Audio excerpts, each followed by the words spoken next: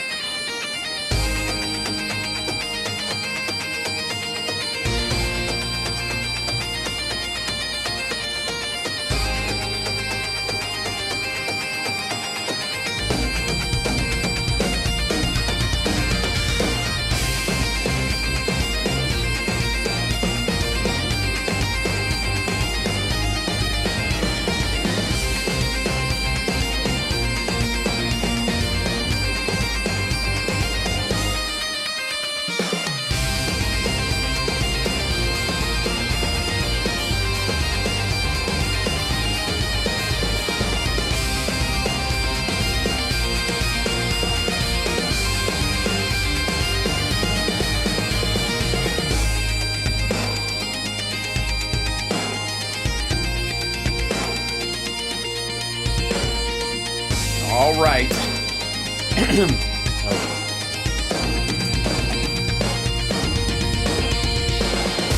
All right, welcome to the show. Let's see, does that work? It does work now. Suddenly the button to fade the music out just decides to work sometimes. That's what it does. Mic's on, chat room's here. Let's see, there you are. Hey, look at that. Good morning. Happy Monday to you all.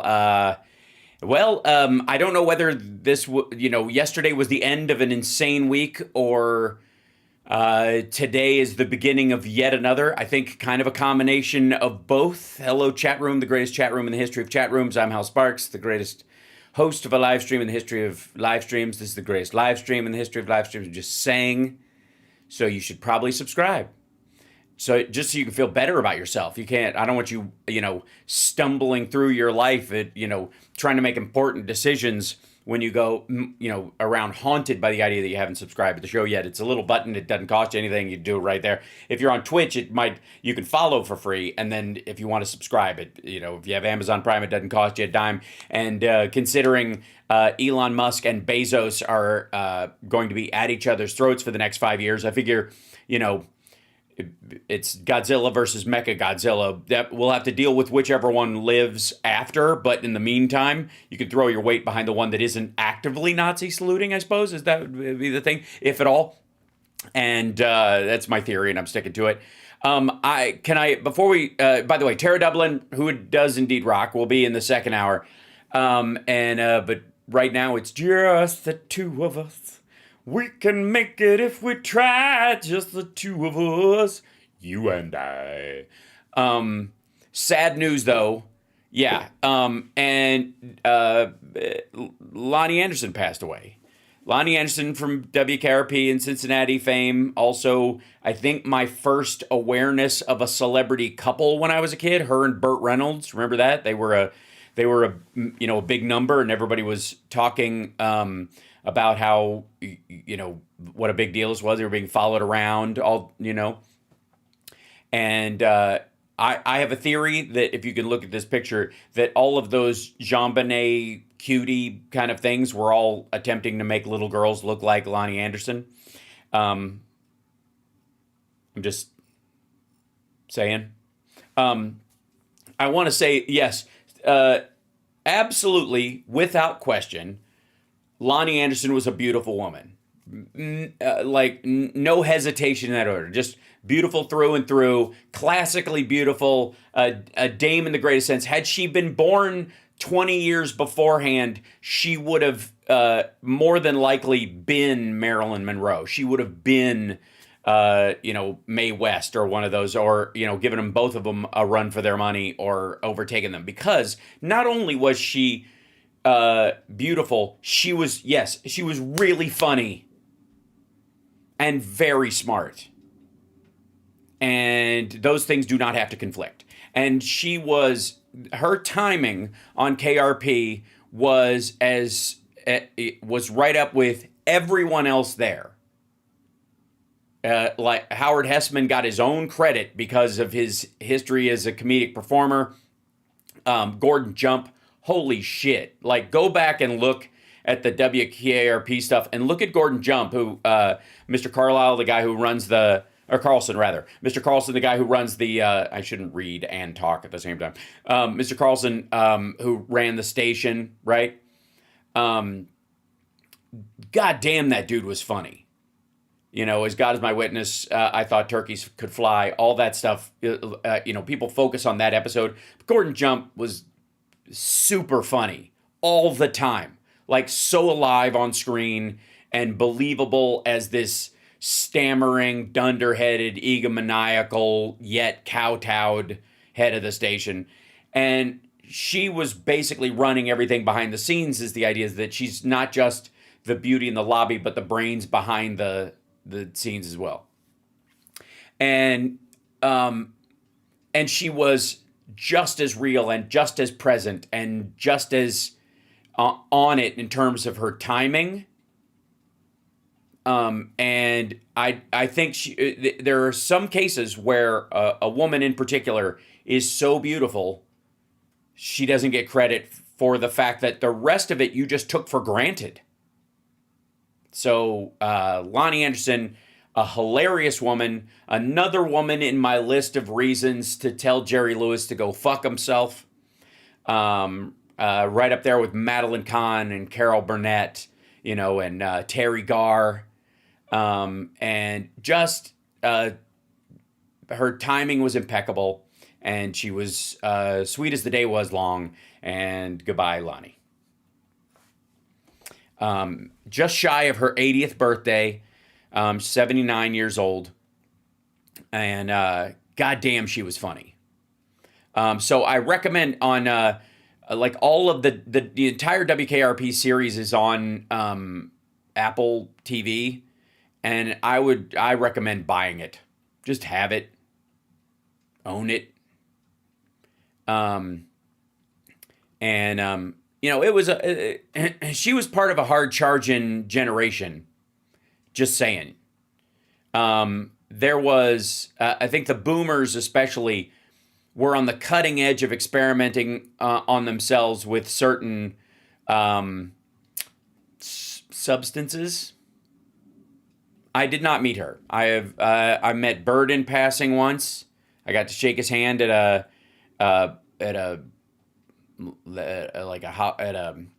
Oscar party that he was at years ago. but I never met Lonnie. She's pretty, I think, in retirement, pretty just kept to herself and was I think, a mom and a grandma, if I'm not mistaken. She had a stepchild or what have you. But anyways, yeah, never ran into her in person. But I'm just saying overall, a lovely human being. Can I just say also that there was something about that substance that I was talking about, the generalized availability of stimulants versus other things, and the lack of, I guess maybe it was the limited processed foods at our time or whatever. Is anybody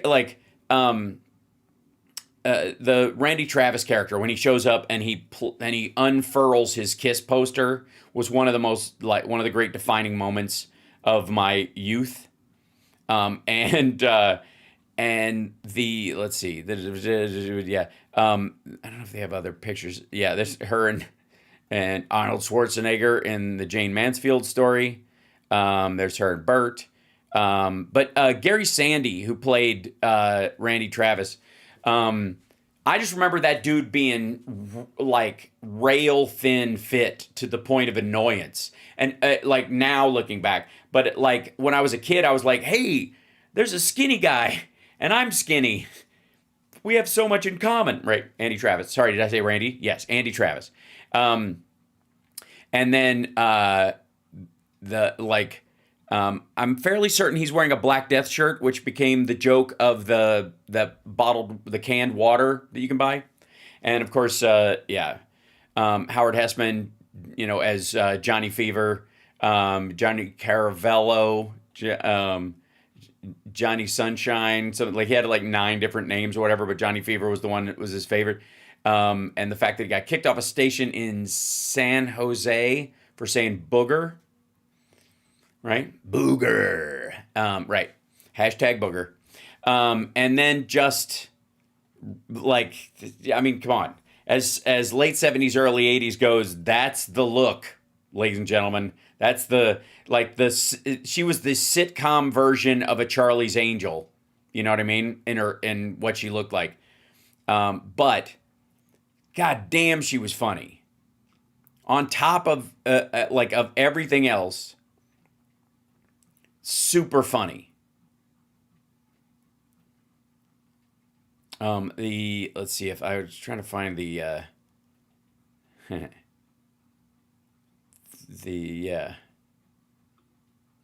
she married was it Bob Flick? That was in 2008.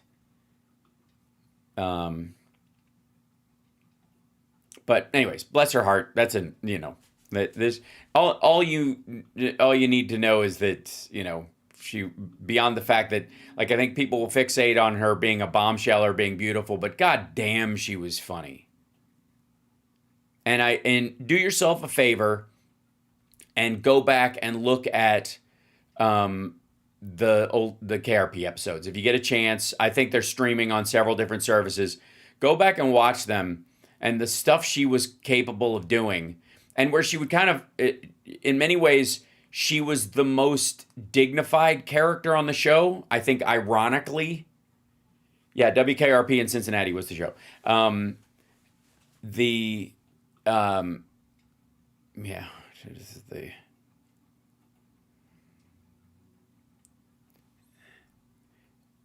Yeah, there. I'm trying to. Yeah, here you go. Here's a decent picture. There you go. The whole cast was just fucking incredible, just through and through. And I think they really did something. And I'm curious, gentlemen and ladies who like ladies in the crowd, if you felt the same, that there was KRP, one of its successful. I wouldn't call it a trick, but a casting decision or a storyline decision was that you could. There was a Ginger Marianne split between the Bailey and Lonnie Anderson's character. right? That you'd pick one, and I was always, no offense to Lonnie, but I had a massive crush on Bailey. So let's see, Jan Smithers right here, and I have to say, like, Tim Reed, when, like, if you want to watch just how, like, the first episode of the show, watch it again, and if I recall correctly, I think it's the first time, because Tim Reed is brought on by Gary Sandy's character to do nights. He's Venus Flytrap, and which is so great as a comedy, like, radio name. It's so good.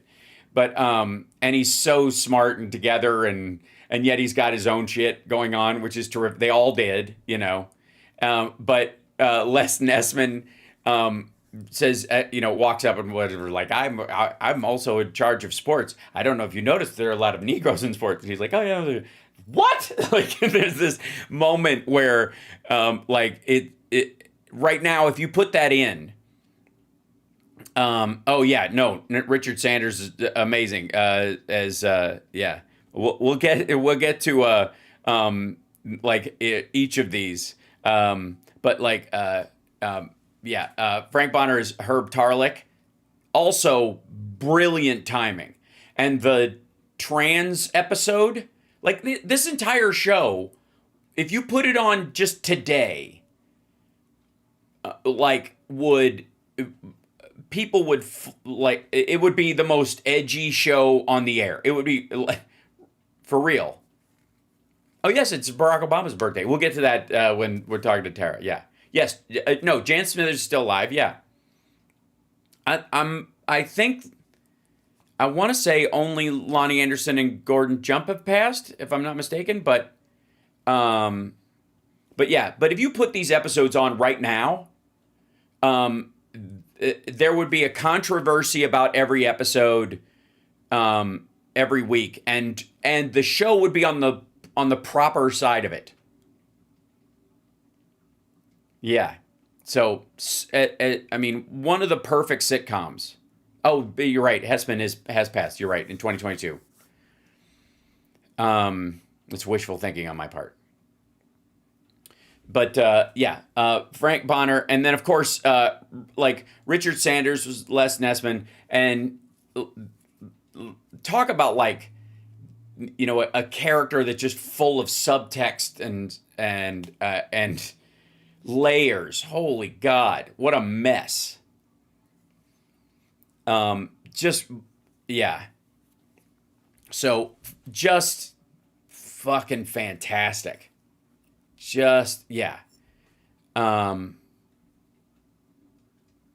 Exactly. Yes. Black Dragon says, Hal's 100%, WKRP was not even on the blimp on culture war issues. Now it would be 100% on top of it. No question. Just because I kissed her and she's a he doesn't make me gay, okay? That was the that was the Herb Tarlick line when he made out with a former football player from his school who became a woman. Way ahead of all this stuff. And the whole show, they're like, can I just say, while everybody is up their own asses and everybody is talking about, you guys know I have a chip on my shoulder about this bullshit that, like, millennials, Gen Z, and Y throw around about, toxic masculinity and all this kind of stuff. We didn't grow up with that. I'm sorry, but Gen X, we didn't have toxic masculinity at, the way that, like, the millennials did, and arguably the latter, I don't know, whenever Limp Bizkit showed up and that was your first introduction. If you were 13 when Limp Bizkit showed up, then you can argue that you were fed toxic masculinity in music and stuff. But in hair metal, nope. All coaxing Casanova sexuality. Even girls. Nope. And again, more of a party song, but you'll get my point. Anyways, we did not grow up with that shit. And as a huge fan of Paul Stanley, for example, I have yes, ledge. Yes, that's right. Les was out on a ledge because someone said he was a queer little fellow, so everybody thought he was gay. Yeah, like they dealt with it, and they were like, "It's not a big deal, and you're not, and don't worry." But even if you were, it's okay. Like they did all that stuff in 1970 fucking 8. Right? Yeah, Poison, Paul Stanley. I mean, there's like I mean, hold on. Let me show you something real quick.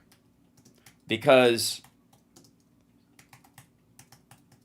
I grew up with, let's see, my what I learned about what masculinity can be and is allowed to be, and the freedom you have to define masculinity for yourself, came largely from being a Kiss fan.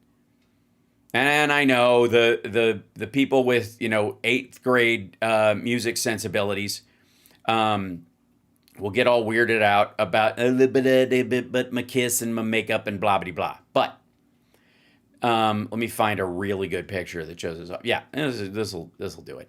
This is here you go. Thunk. I'm gonna blow this picture up.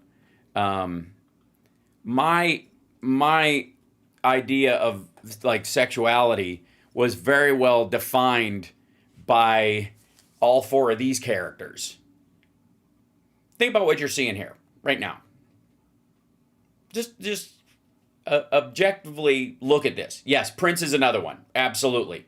And also, can I just say that weren't we all told that that Cosby and Michael Jackson were the good guys and Prince and Richard Pryor were the bad guys? Well, guess what? Richard Pryor never had sex with a woman without her consent, and neither did Prince. And neither of them touched kids or doped anybody.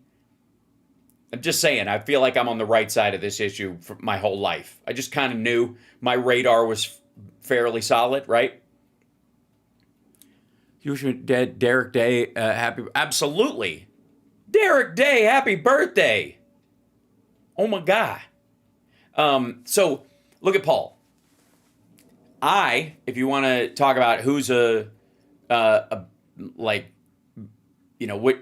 band member you fixated on, right? This basically is left to right my focus on the band. Paul first, Ace second, Gene third, Peter bringing up the end, as it were. But look at Paul. Look at Paul. Just absorb it. Don't think about it in terms of music. Just think about it in terms of imaging. Okay. Right.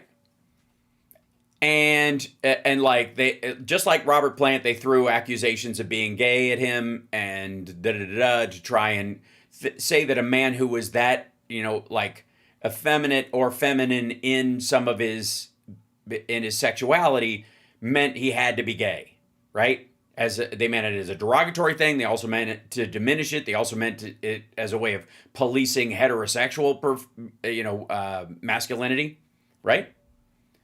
And he's not. For all the rumors and the whatever and how he talks, he's not. If you read his book and you know the story of him dating Donna Dixon and how she was stolen away from him by Dan Aykroyd of all people, and how messed up he was about it until he found his current wife, you'll know that that's where his love is. Just saying. And that's what I think defines someone as straight or gay is not even who they have sex with. It's who you fall in love with. Because that was always like, that's why homosexual or heterosexual didn't do it. You're more defined by who you love than who you do it. Yeah. Anyways. So, whatever. So, I'm just saying, look at Paul. Know that I was listening to his songs about girls. Right? Yes, Donna had great taste. I know. I don't get it, CSL. It was very strange. But, hey, she likes him funny and fluffy. But, like, Paul was my fixation, right? As far as the band goes. His songs were what I, heard myself reflected in. Ace, same way. Ace looked like, to me, Lily Tomlin put on makeup. And if you see him without makeup at that time, looks like Lily Tomlin. Just saying.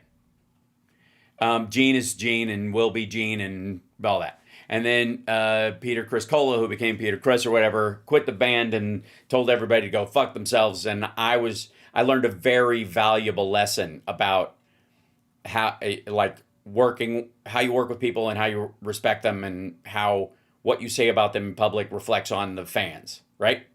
That was more of a lesson I got from him. But as far as sexuality goes, look at those two guys on the on that side of the screen over there. I just like to look at them, and then tell me I grew up with a toxic, highly confined attitude towards heterosexual masculinity. Like, fuck off, okay? Just saying, fuck off, right? And I think there's an importance of that. Like Robert Plant, is another one of those. A lot of the '80s metal stuff also is, of course, the first Poison record is the best punk album of the '80s, because punk during the '80s was falling in line and behaving, and the most shocking album cover of the '80s was Poison. Why? Because it was 4 dudes in perfect drag. It wasn't just they're wearing like Twisted Sister makeup or Kiss makeup or something. Absolutely. Peter Gabriel wore dresses on stage in the other days. Yes, he did. But he was doing it as an art project. There was no sexual coaxing back. Back then. He wasn't, even his stuff was like, they were singing about elves and shit like that. Like, I don't know that it's not, yeah. But Poison, thanks. I think I'm fantastic in drag too. I feel like I have, my gifts. Yeah, here you go. Yeah, here, hold on. There you go. I do all right. I feel like I pull it off. Yeah, that's me in drag, from Queer as Folk. So, anyways, my point being is that their ideas about how we used to be and the direction that sexuality was going, and then I feel like today's conversation about straight, queer, gay, trans, QIA plus, the highly defining of things, people like almost the 37 labels that, they were throwing around on Tumblr and all that kind of stuff. In that, I feel like that's more a reflection of the age of branding. Right? Than it is an age of emerging sexuality and respect. Because once you get to the point where everybody accepts who you are, which we were heading in that direction. Once you get, you're headed in that direction. After that, then what? Right? If everybody's okay with however everybody is, then if your self-definition is partly being an outsider, and there is no outside anymore, or especially in circles, places like Los Angeles and New York and Chicago and places, with lots of books. Yeah, let me show you something. There's a movie, a wonderful film called 10. Anybody ever see the movie 10? Now, there's a, let's see, 10, I have to go, 10 movie cast. Yeah, there we go. Let's see, all, there we go. So, not only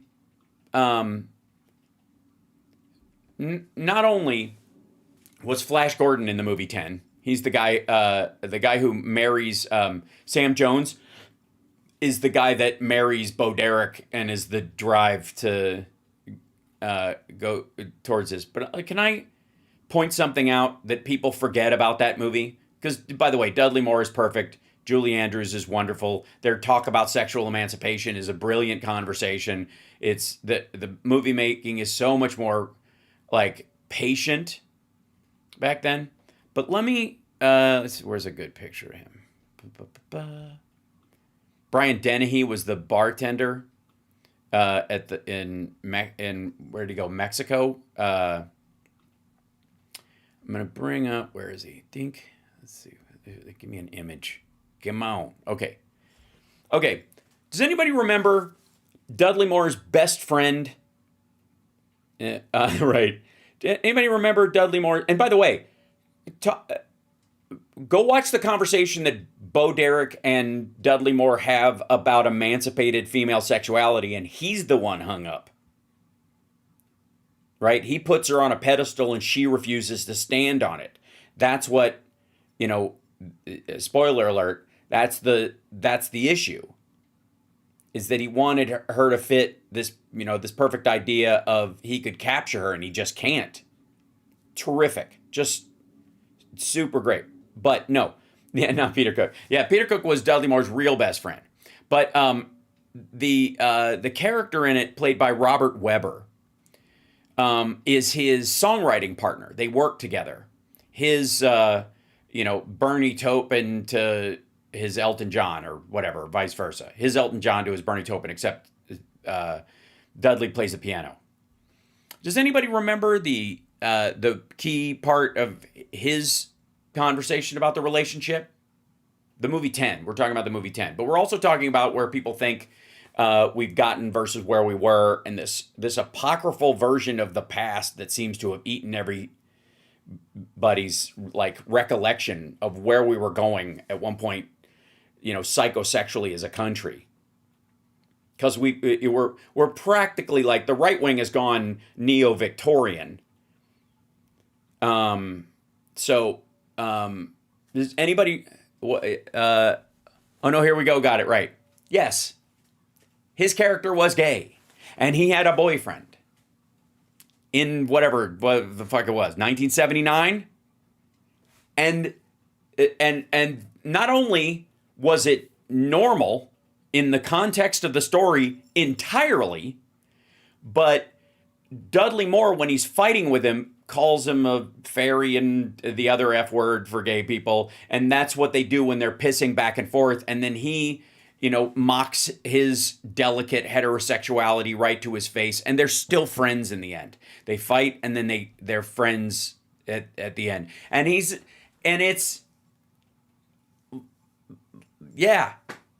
was probably this was the most prominent movie of that year.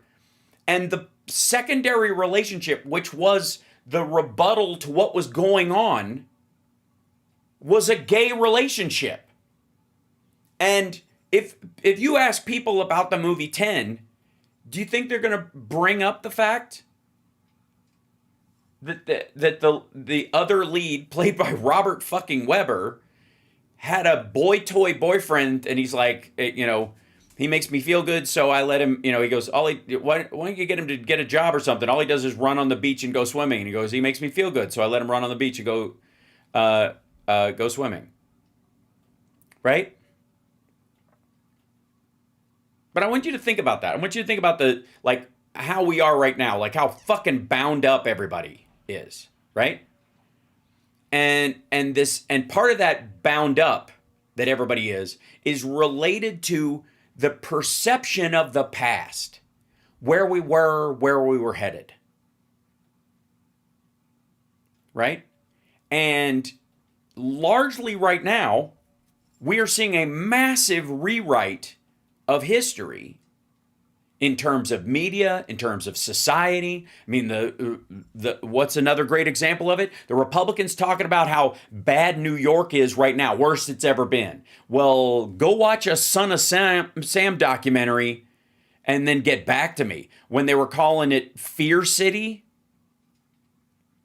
go watch the fucking Howling when they're shooting in the rubble of decrepit buildings, And there wasn't a fucking earthquake. New York was never bombed.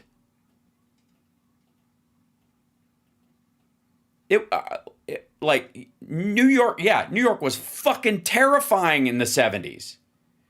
Jesus Christ. Go watch one of my favorite movies that I enjoy. You have your comfort movies. Anybody? What's your comfort movie? Let me know what your comfort movie is. I have a few of them. Fletch is one, but one of the other ones, and there's two reasons for it, and I'll get all sappy about it. But when I went to live with my dad in Chicago, my mom obviously was watching her baby get on a bus and go to Chicago, and she was very sad about it, and she got very upset, and so she went and she rented Fletch, and it made her laugh, and she felt better. And so, and that movie has done that for me so many times. Princess Bride's a great one. Yeah. Warriors, Taxi Driver. Wow. All right. Sure. Batman 89. That's a good one, right? Predator. Sure. Holy Moses.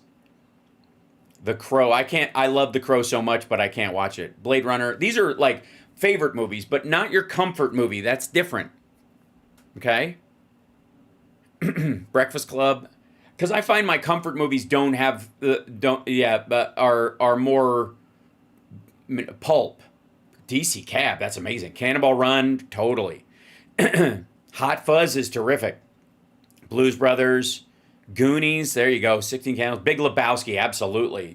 Time Bandits, that's a heavy one. Good for you. Ferris Bueller's Day Off. That makes me melancholy because there's a story in there about me, for real, from Chicago. We'll talk about that another time. But those, there's a value to those kind of comfort movies, and Fletch is one of them, and then Secret of My Success is one of my other ones. It's the Michael J. Fox movie that he made, and if you have seen it, you'll know that, oddly enough, and it's a weird turn of events. It's one of those things where I believe you can fold time. Is that Galaxy Quest? I love Galaxy Quest. Yeah. Is the character who's taking over the company in the movie's name is Donald Davenport, which is the name of my character in Lab Rats. Strange Brews. I love Strange Brew. Clerks. Yeah. Right. So hold on. Why? I guess I should be proud. I have all these scammers in my audience right now. It means I'm reaching. That's what the cost of being mega worldwide. So I love Secret of My Success. Have you guys ever seen Secret of My Success? Another emancipated sexuality movie, but also a movie about women in the workplace and the power dynamics that happen. Right? And if you asked a millennial nowadays what kind of stuff that explored at the time,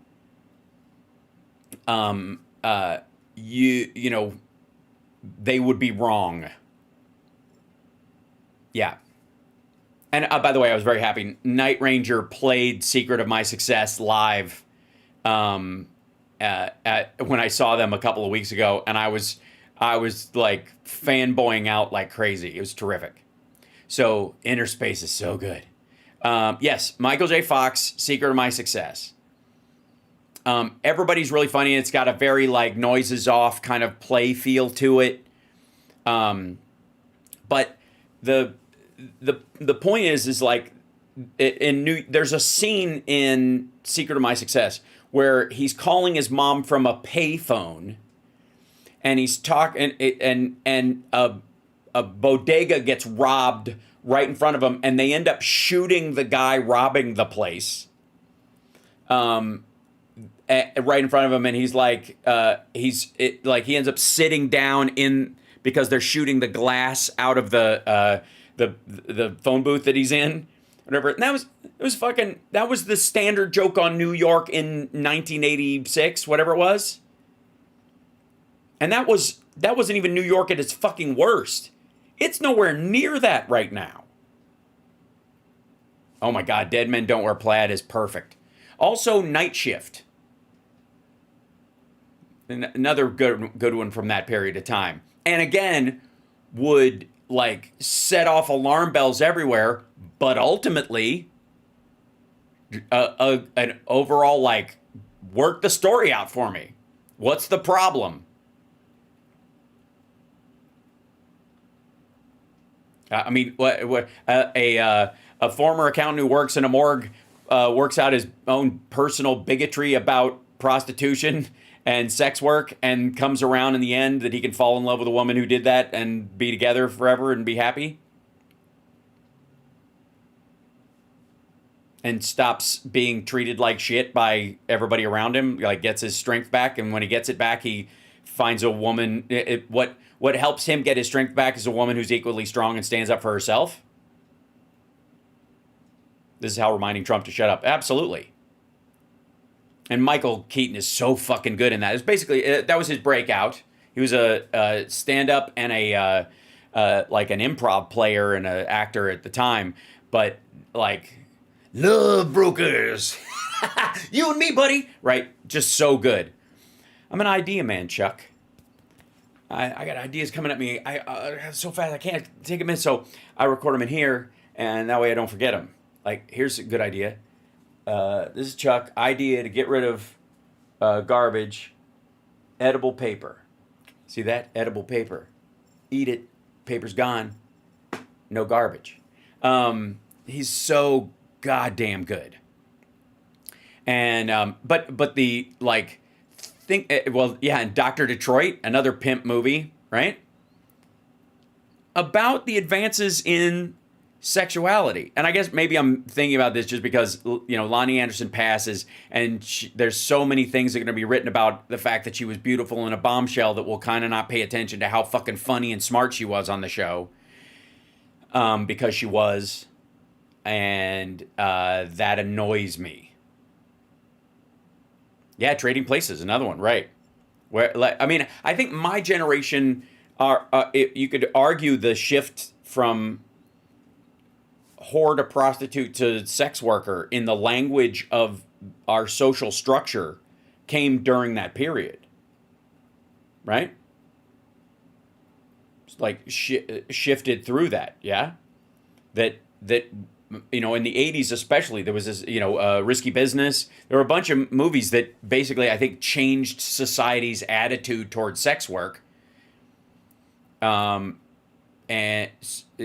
women working as well. Like, working, even the movie about the girl who's ends up getting a job in, the woman who gets a job in in business and ends up being really smart and, you know, makes her way to the top, and there's a glass ceiling, was called Working Girl, which used to be a phrase for prostitutes or street walkers, right? So much of this, you know, I feel like we were on the mend and could be again. 9 to 5, absolutely. 9 to 5 is a great example of the glass ceiling, of the women behind the scenes making great decisions, having great ideas, and the men above them taking credit for it. Yeah? So I feel like one of the problems I have with whatever version of the social architecture changes that people are trying to make right now is they write off the victories of the past. And this would, for me, you know, go to this is the message as a straight white man. To all the ladies out there who don't know who Gertrude Bell is and don't know that Ripley and Alien, one of the greatest modern sci-fi franchise of all time, is a woman. Thank you, CSL. Right? We need more women in lead roles and hero roles and that. Did you ever see Alien? No? All right, well, there you have it, because I did. I saw all of them. And do you think I sat there and went, there should be a fucking dude? What the fuck? Where's the dude? Like, do you think, I don't know. I don't actually know any men who watched Alien and went, wait, she survives? What kind of fucking woke bullshit is this? Right? Think about that for a second. It's an important consideration. Nobody ever, like, I never, like, I don't know any men at all in my life or in my periphery who reacted in any way to Alien being anything other than the story it was supposed to be. Right? You just saw it. She's great. She was brilliant. End of story. Right? But if you, Jesus Christ, if you listen to most people talking today, you'd think there were no female leads in anything.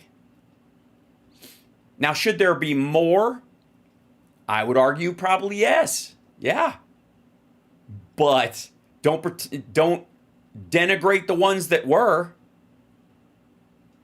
And don't think that because there was a man in the lead role and a woman in the lead role, that because that the man is automatically supposed to be the lead or supposed to be the more important of the lead, because that's the other thing that happened. There's so many like parallels, in stories with relationship stories where it's a man and a woman, and the assumption is that one of them means less in the story, which is just horseshit. Even if the woman is the object of desire in the story, there's still, their character is necessary. And that's where we get back to 10. Right? Because in 10, Bo Derek is the object in this. And then she becomes the subject, and then she becomes an equal. And if anything, she makes an argument that she's less hung up than he is. That she has moved beyond the kind of shackles of male ownership of women and whatnot. Right? Just seriously, go watch that conversation. The monologue. Getting a new Buffy as well. Yeah. Again, I don't know anybody. I don't know any guys. Maybe they exist. I'm sure they do. They all work at Fox. That saw like Buffy the Vampire Slayer and went, what? Excuse me. Van Helsing is a dude, right? Like nobody.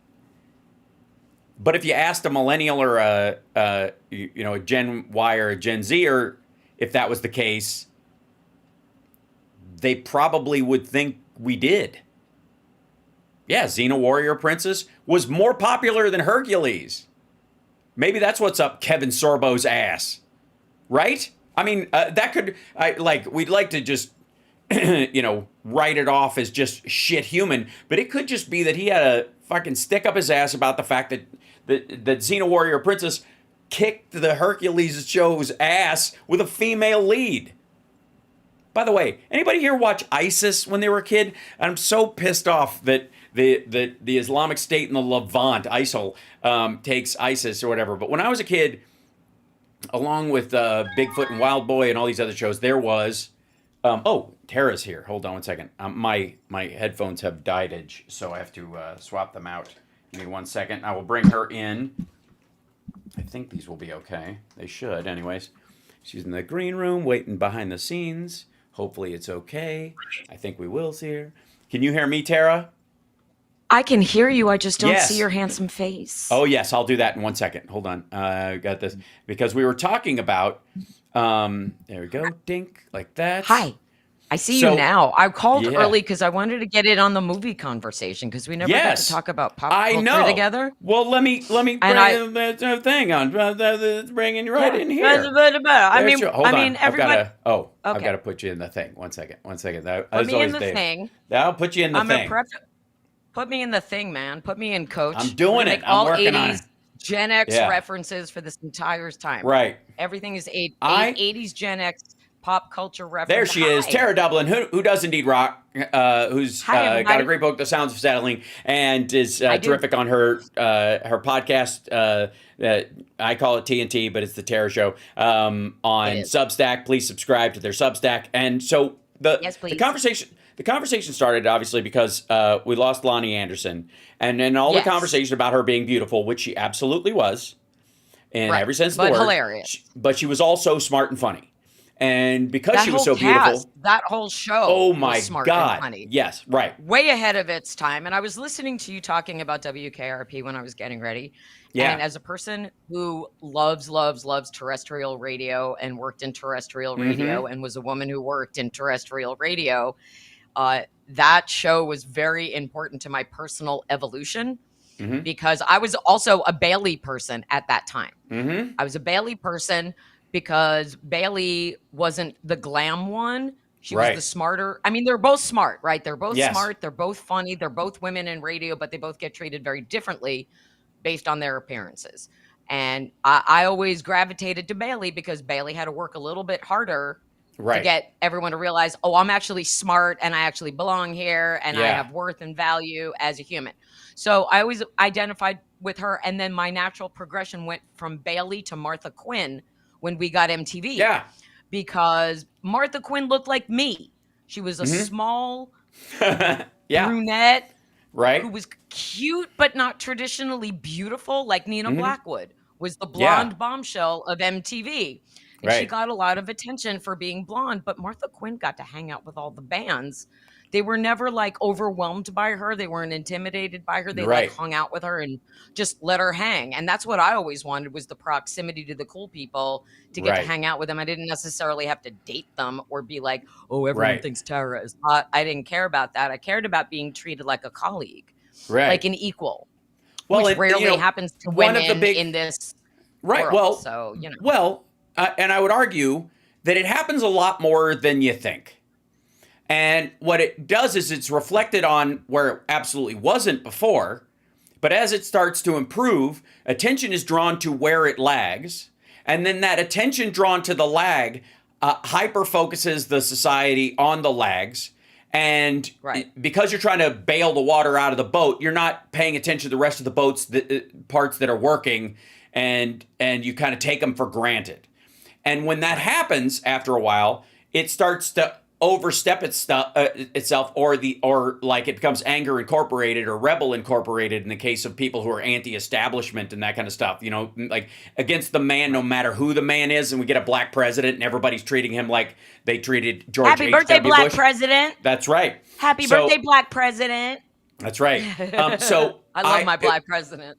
One of the big storylines in KRP is like early on, I want to say in like episode 3 or something like that, Bailey is very nervous about bringing stuff up because everybody yells at her, mainly Frank Bonner's character, Herb Tarlick and stuff. These are misogynistic, they are the caricatures of the expectation of how men behave. They're the remnants of the Mad Men era that exist in low rung areas all around the place. Right. And Gary Sandy. And they did a really did a really good job, by the way, nailing those dynamics of a male boss and a female employee, especially in radio, as someone who was a victim of those dynamics. So and Andy Travis make a point where he several times goes, she's stammering because she feels like she can't say what she needs to say. And he stops the room and lets her speak.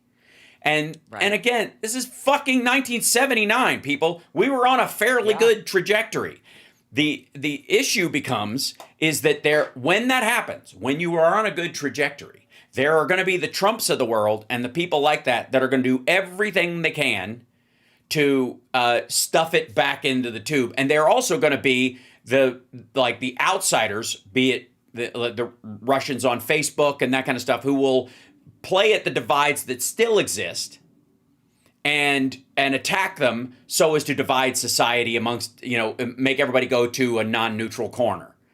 And that's right. That's what has been happening for the last 2 decades, largely because of social media, because of that instigation of it. And and again, it's that reminding ourselves that we're always dealing with a subset of a subset of a subset of a subset. And I got to say, like, if you just go back and look at the movies, like the sort of emancipation movies of all kinds during the 80s in particular, and then certainly emotional emancipation and the understanding of Tori Amos's Me and a Gun and, Little Earthquakes coming out and literally changing the depth of lyrics that could be written in pop songs.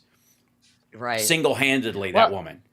And Yeah, you know how you were talking about the comfort movies yeah, and how everybody has the comfort movies? I have an old comfort movie and then an 80s comfort movie. My old comfort movie is The Philadelphia Story with Jimmy hmm Stewart, Cary Grant, and Katharine Hepburn, and that's a woman who was ahead of her right. time, right?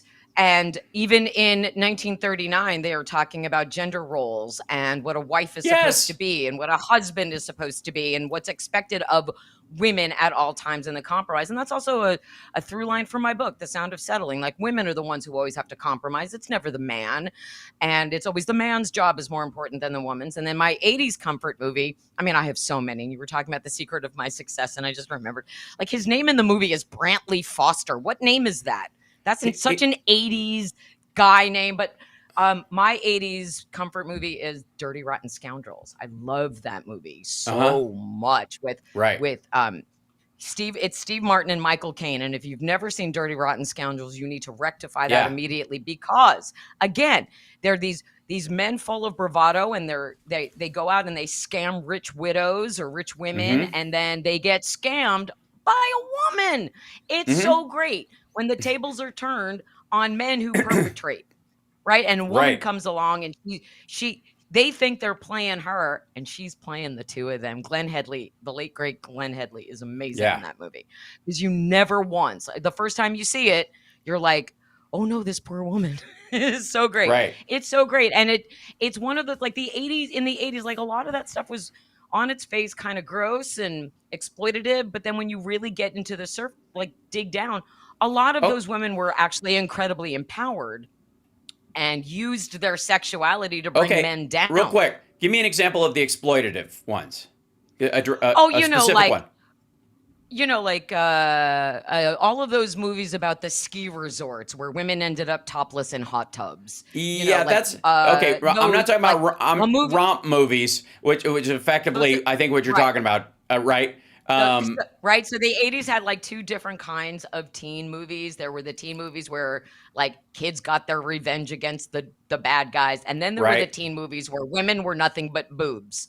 Women were boobs to be touched, boobs to be revealed, boobs to be laughed at, boobs to be exploited. Those two types. If you got cable in like 1980 or 1981, Yeah. like Well, I did, Skinamax. I Okay. was in So the let's. fifth, I think this is right? important though. So there's two kinds. There's Yeah. those two kinds of movies in the 80s, where you Right. had the Phoebe Cates on the one hand, you were watching Phoebe Cates, or you were watching Hot Dog the movie. Like, either way, Okay. like, there were All a right. lot of That's mixed important. messages That's in the important. Great. 80s, I right? agree. That's important. There's a difference between the story that goes on and the tale it tells. Because if you'll remember, the guy, like the one who said he was like the most experienced with women was the most embarrassingly and shockingly awful, and the rest of it was about guys trying to figure out, like teen sexuality mixed with I'm falling in love with this girl, and or Right, fixating on this girl, which boys and girls do, right? The right. fixation part of it,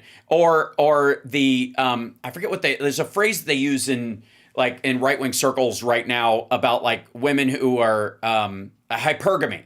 Where women, dump you for, like, the idea was that it used to be a man would dump you for a younger model. Now women will Right, dump you for a richer dude. That was the thing, is that's the trade off in right, the storyline, right. right? And so if you look The at guy Better with the Off, car, or Better Off Dead, one of my favorite right? comfort films, right? Um, $2. Mhm. yeah, right. So he's got a girlfriend. He treats her like an angel. He's fixated on her. He can't like his hangers in his closet all have her head on it. Like he's in every picture. And then she wants to be Right, with the captain of the ski team, and she basically just right, shrugs him off, right? Because the dude is, he skied the K-12 and he's the captain of the team or whatever. For any high school boy, a very real possibility / experience. For the girl that mhm, you may have liked or been interested in, the idea that she went for somebody taller on a team, whatever that thing was. Okay, that's a real right, thing. right, And so that story, who does he end up with though?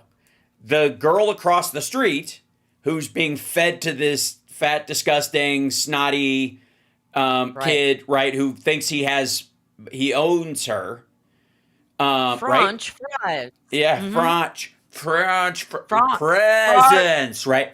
So yeah, Christmas. right.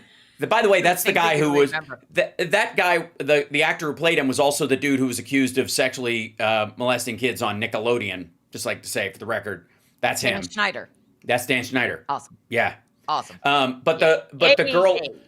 the French exchange student is very pretty, but very approachable. You know, bilingual, She can smart she can girl who can fix fix a car. cars. Right. She's She can so throw a ball. again. She brings him out. She teaches him to be his best self. These were stories, by the way, Right. that are built on the concept that like behind every great man, there's a great woman, right? Which was a thing they used to say for a long time. Well, this was that can happen. Find somebody who's your better half in both directions. She, Right. he frees her from that. She frees him from his weird family and all that kind of stuff. And together, yes, Diane Franklin. Diane Franklin was great. And what the messaging from that movie and another John Cusack movie from the 80s that no one talks about that I love so much because it's hilarious. It's Hot called Pursuit? The Sure Thing. Oh yeah, No. sorry, sure thing. Yes. The Sure Thing. The Sure Thing is a great movie. It's one of Rob Reiner's Yeah. earliest movies that he directed. And Yep. in both of those movies, why I loved both of those movies, is that at the beginning of the movie, John Cusack is told, here is a hot blonde. This is what you should love. What he ends up with in both movies is the smart brunette. Yeah. And so that's right. And that when I'm seeing that as an impressionable, short, overweight, brunette teenage girl, I'm seeing I can get the cute guy. I had a humongous crush on John Cusack when I was in high school. Mm-hmm. So I saw every movie that he was in, and I was like, someday I'm going to be John Cusack's girlfriend. That obviously didn't happen. But I could have been because he clearly had a preference for the petite brunettes or the tall Right. Well, brunettes or the at smart least in brunettes. this, yes, at Because least in the stories, yes. At least Right. in the movies, right? So like it didn't even work out with him in the cute blonde in the oh my god, I'm blanking on the High Infidelity. He didn't end up with the blonde in that one either. So what I'm saying is you should all watch The Sure Thing because it's so funny. It's just so funny. But it is another 80s movie where on its face you think it's going to be a really sort of banal sex comedy, but it ends up being a really smart movie. And it actually says, it has the message is the person who's right for you is probably right next to you, but you're so fixated on the unattainable that you don't know what's right here. And that's a really Right. good message, I think, for most people, because, it's a very American thing to be like the horse and the carrot. It's like this thing that you can't have that you're going to keep going after and keep going after. That's the pursuit of that. It's never going to make you happy. What's going to make you happy is the stuff that's right there. The stuff that makes sense, right? The stuff that's, someone's like, Right. this person, this is good for you. And it's right here. So, I have my again again there were enough movies about like sexuality, relationships, female and male status and that kind of stuff in the 80s that you can kind of pick your poison as far as what resonates with you, because for somebody who grew up in the middle of nowhere in Kentucky, what's right next to you was never going to do it. And that could have been your cousin. I'm sorry. I really right, yeah, that seeking that seeking was that driving force, like towns. I've always believed like towns like Peaks Mill are places that are designed to drive you from them, that to get you off your ass and go seek some life elsewhere. And so that's why I like Secret of My Success, because when he says, if I'm coming back here, I'm coming in my own jet, it's not that he's coming with his tail between his legs. And it's also why I have a chip on my shoulder about those fucking Reese Witherspoon Hallmark kind of movies where like a woman goes to the big city with her stupid law degree and realizes she just needs a dipshit with a pickup truck and to play like that don't impress me much by Shania Twain on the drive back to the country. Fuck off. None of that. I don't want any of that. I really don't. Which is why I wrote my own rock and roll love story. Sure. And by the way, if I don't know if anybody who watches the show regularly knows the backstory that is connected to Dave Grohl. but tomorrow is the 24-year anniversary of the inspiration story for The Sound of Settling. Tomorrow, 24 years ago tomorrow, is the day that I met Dave Grohl when he looked at me in the front row of a secret Foo Fighters show at the Troubadour and knew my name before we had ever met. Before there was social media. No, it's just weird. It's you know what, back in 2001, for the kids in the chat who weren't online back in those days, I want to tell you that back in those days, there was these things called internet post boards, and we would gather and chat about the things that were important to us. And I was very much into Foo Fighters, and I had a huge crush on Dave Grohl, even though I was 32 and the married mother of a 2-year-old.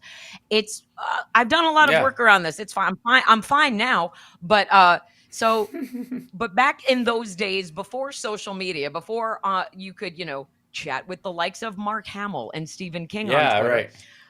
You just did this internet postboard thing where you're like, here's a person who lives on the other side of the world, but we both like the same band, and that's cool. And most of the time that I spent on the Foo Fighters postboard wasn't even talking about Foo Fighters. There was like a general chat, and we would talk about world stuff and life stuff and whatever. Right. And so and this is a month before 9/11. And they had a contest that you could enter. And if you won, you had to get yourself to Los Angeles because Foo Fighters were not going to fly you there, by the way. And so 200 and something people got to win, and I was one of them. And so I flew down to LA, left my son with his father, who's a doctor. So it's fine. All my friends were like, you're going to go meet people from the internet? That's weird. Right. I'm like, what? And now if you say, I'm going to go meet somebody, but they don't have a Facebook, they're not on social, people are like, that's weird. I'm going to be murdered. How do you vet them? Right. You're going to get murdered, right? If they don't have an internet presence. But back then, I was like, I'm not going to meet one person in a shady alley. I'm going to meet like all these people I've been talking to for 20 years. I'm going to meet lots of people in a shady alley. Right. I mean, well, no, we were right out front. So anyway, but I mean, I'm going to meet all of these people I've been talking to for 2 years. Right. So, and I was right in the front of this show at the Troubadour in LA. And I know people out there know women who go to concerts and they're like, oh my God, the lead singer looked at me. The lead singer looked at me, yes, because I was right in the front of him. But then he also said, I know who you are. Right. And I was like, why? Yeah. Why, and what, and why, and how, and why? And then for the rest of the show, he's talking to me, he's singing to me, he's leaning over me. I have an MP3 from the show where he's like, thanks a lot, Tara. That's really nice. I'm like, why do you know my name? Why? Sure. This is weird. It's weird. And so I got backstage after the show with some friends of mine who had made the acquaintance of Jimmy Chamberlain from the Smashing Pumpkins. And we all went backstage. And you know the Troubadour, right? Mm-hmm. So you go up these very narrow stairs, and their backstage is actually this room that overlooks the floor. And Dave Grohl was standing. I think I do. Oh, what does that say? I can't. That's Kiss at the Troubadour on their club tour when they, because I saw every tour since 1980. Of course you did. Mm-hmm. Right. And I used to be that person who would get on a plane to go see Foo Fighters in Los Angeles or Las Vegas. I would not do that now, but I did back then. So anyway, I get backstage, and Dave was standing by himself drinking a beer, and I walked up to him like he was an old friend I hadn't seen in a while, and I was like, hey, Dave. And he goes, Tara, oh my God. And he gives me this huge hug and says into my ear, it's so great to finally meet you. I was like, what the fuck? I'm supposed to say that to you. You're famous. I'm nobody. What? And he, to this day, I don't know how he found me.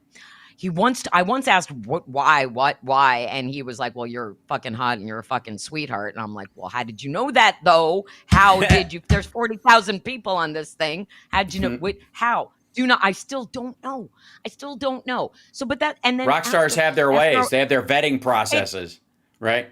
On the internet in 2001. And so then in a few minutes later, he asks me to go get something to eat with him. And I can't do that because I'm married and have to fly back to my child in the morning. Right. And, and he was like, okay, and he gave me a kiss goodbye on the mouth, but not with tongue, just like, mwah. And I was like, okay, well, then I'm fine now. I can just go home and try to live with this. And nothing ever happened. No bodily fluids were ever exchanged. I'm very grateful for this, considering what a wiener he turned out to be this year. I'm like, I'm not really excited about his behavior, and I don't really know what to do about my Foo Fighters tattoo, if I want to get it covered or not. Because I got it when Taylor died. and I wasn't going to ever get a Foo Fighters Yeah, tattoo, but I thought the your band was hangups about. over. I feel like again, I'm not into policing other people's relationships. I'm just not. It's So not a relationship. It's it not a is. No, Not anymore, his it's with not. his wife, whoever he has the kid with, Always they a have a different man. relationship. That's there Oh yeah, now. That's a thing. that's a bad. That's That a was thing. really. I want to tell you, I have always known that Dave Grohl cheats on whoever his person is. I know that. I know that for a fact. That's just that didn't surprise me. I was like, sure, of course he's cheating on her. He's always been cheating on her. Anyway, I just know stuff. And so anyway, it's I was just shocked that he didn't better protect himself and his family. That's all. You're worth almost $1 billion between your Foo Fighters money and your Nirvana money. You can pay for a vasectomy and still have a functioning sex life, Mr. Man. So anyway, that surprised me. That was disappointing, but you get over that. You like whatever. He's taking care of his life. He's taking care of the child. But then he fires Josh Freese.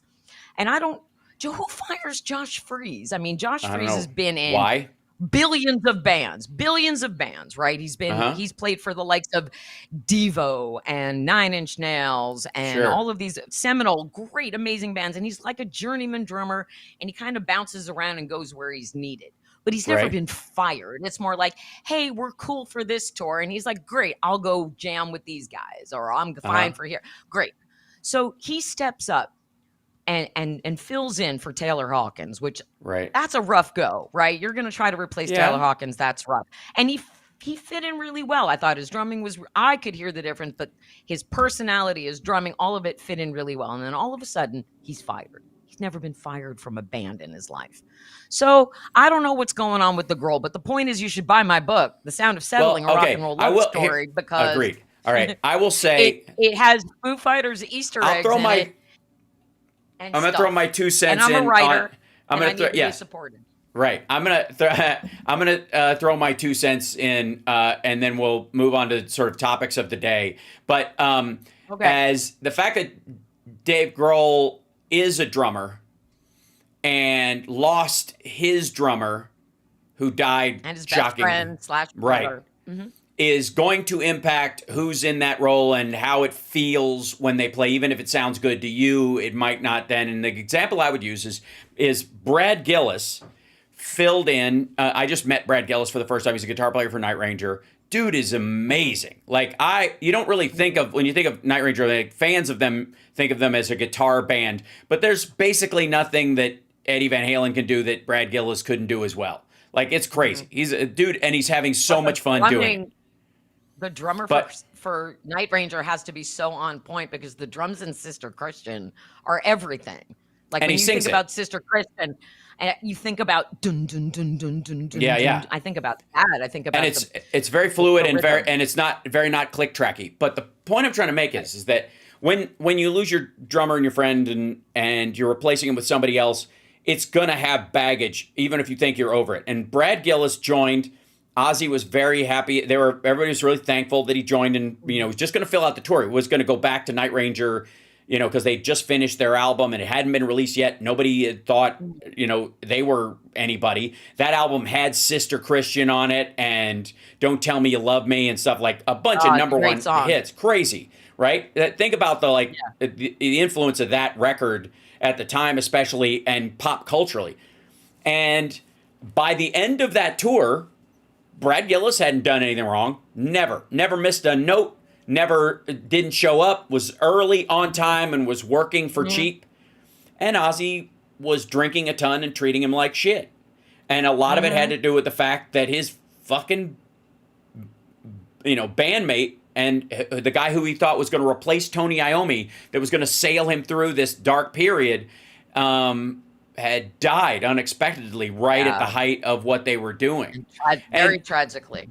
And again, I'll even during the times where Taylor was using and then stopped using and that kind of stuff, even if it's coming, or you might suspect it's coming, because I lost a couple of friends of mine to drugs over the years, and I never used. I was always the person that they would call to get them the fuck out of there or something like that. And once I got a name and I started touring and stuff like that, I just wasn't around to babysit, and that was that. And I don't torture myself over that, but I will say that you can see it coming sometimes, and that will fuck with you. And so I'm a lot more forgiving with people in their interrelationship stuff, because I don't know what agreement he does or doesn't have with his the women in his life or the wives in his life or whatever. I don't know if it's all, none of us do. But what I will say is, if he takes care of the kid and doesn't, hide it from the world or not pay attention to his child, then fine. Right. It's a child that came into existence, and he's part of its life. Right. And it's not a question of what he's going to take care of. That's all that ultimately matters. For sure. In that regard. You know what just sucks, though? I will tell you personally, what sucks for me personally is I have 24 years of unanswered questions in my head. Or I have unanswered questions that have been living in my head for 24 years. I have unanswered questions about that.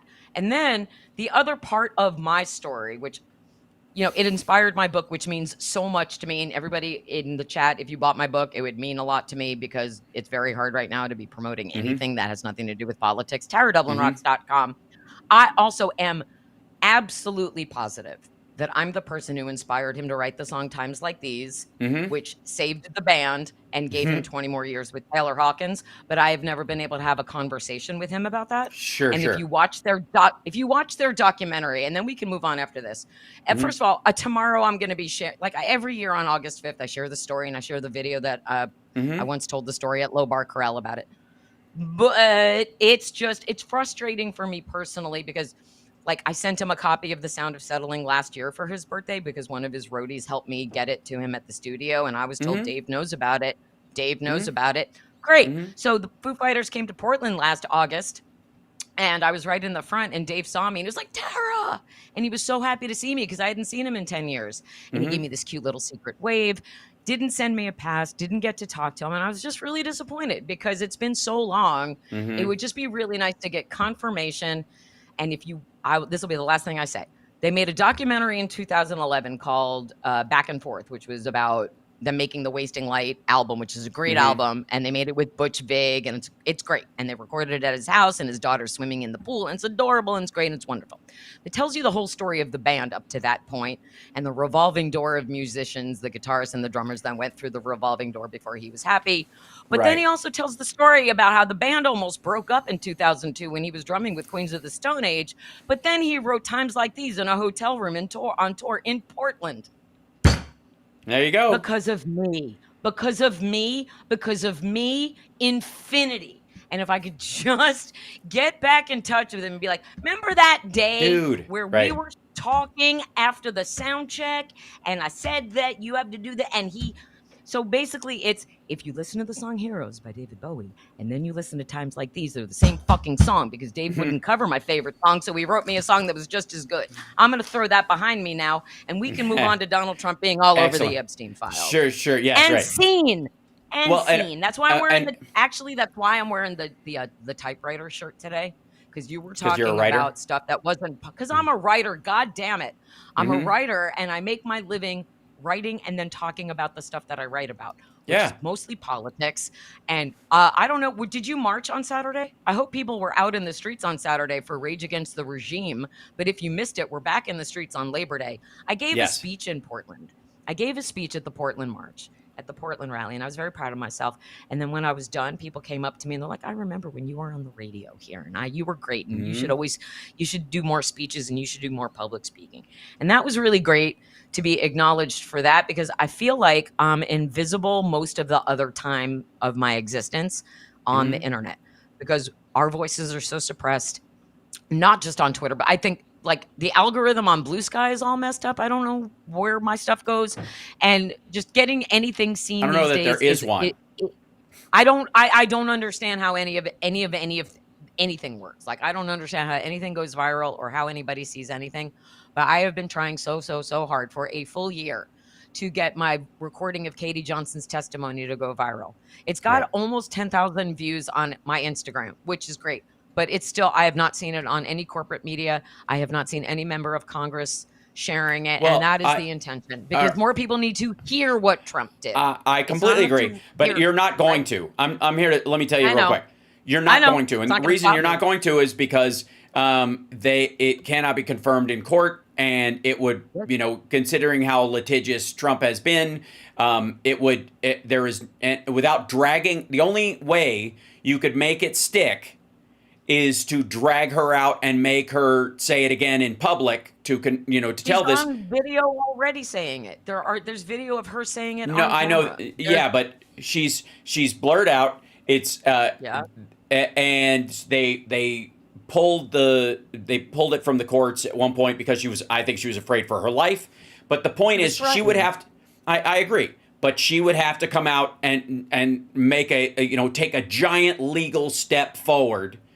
And I would say that I would hope one day that she would feel vindicated because we took him down, and eventually she doesn't have to risk her life doing this because he's caught other ways.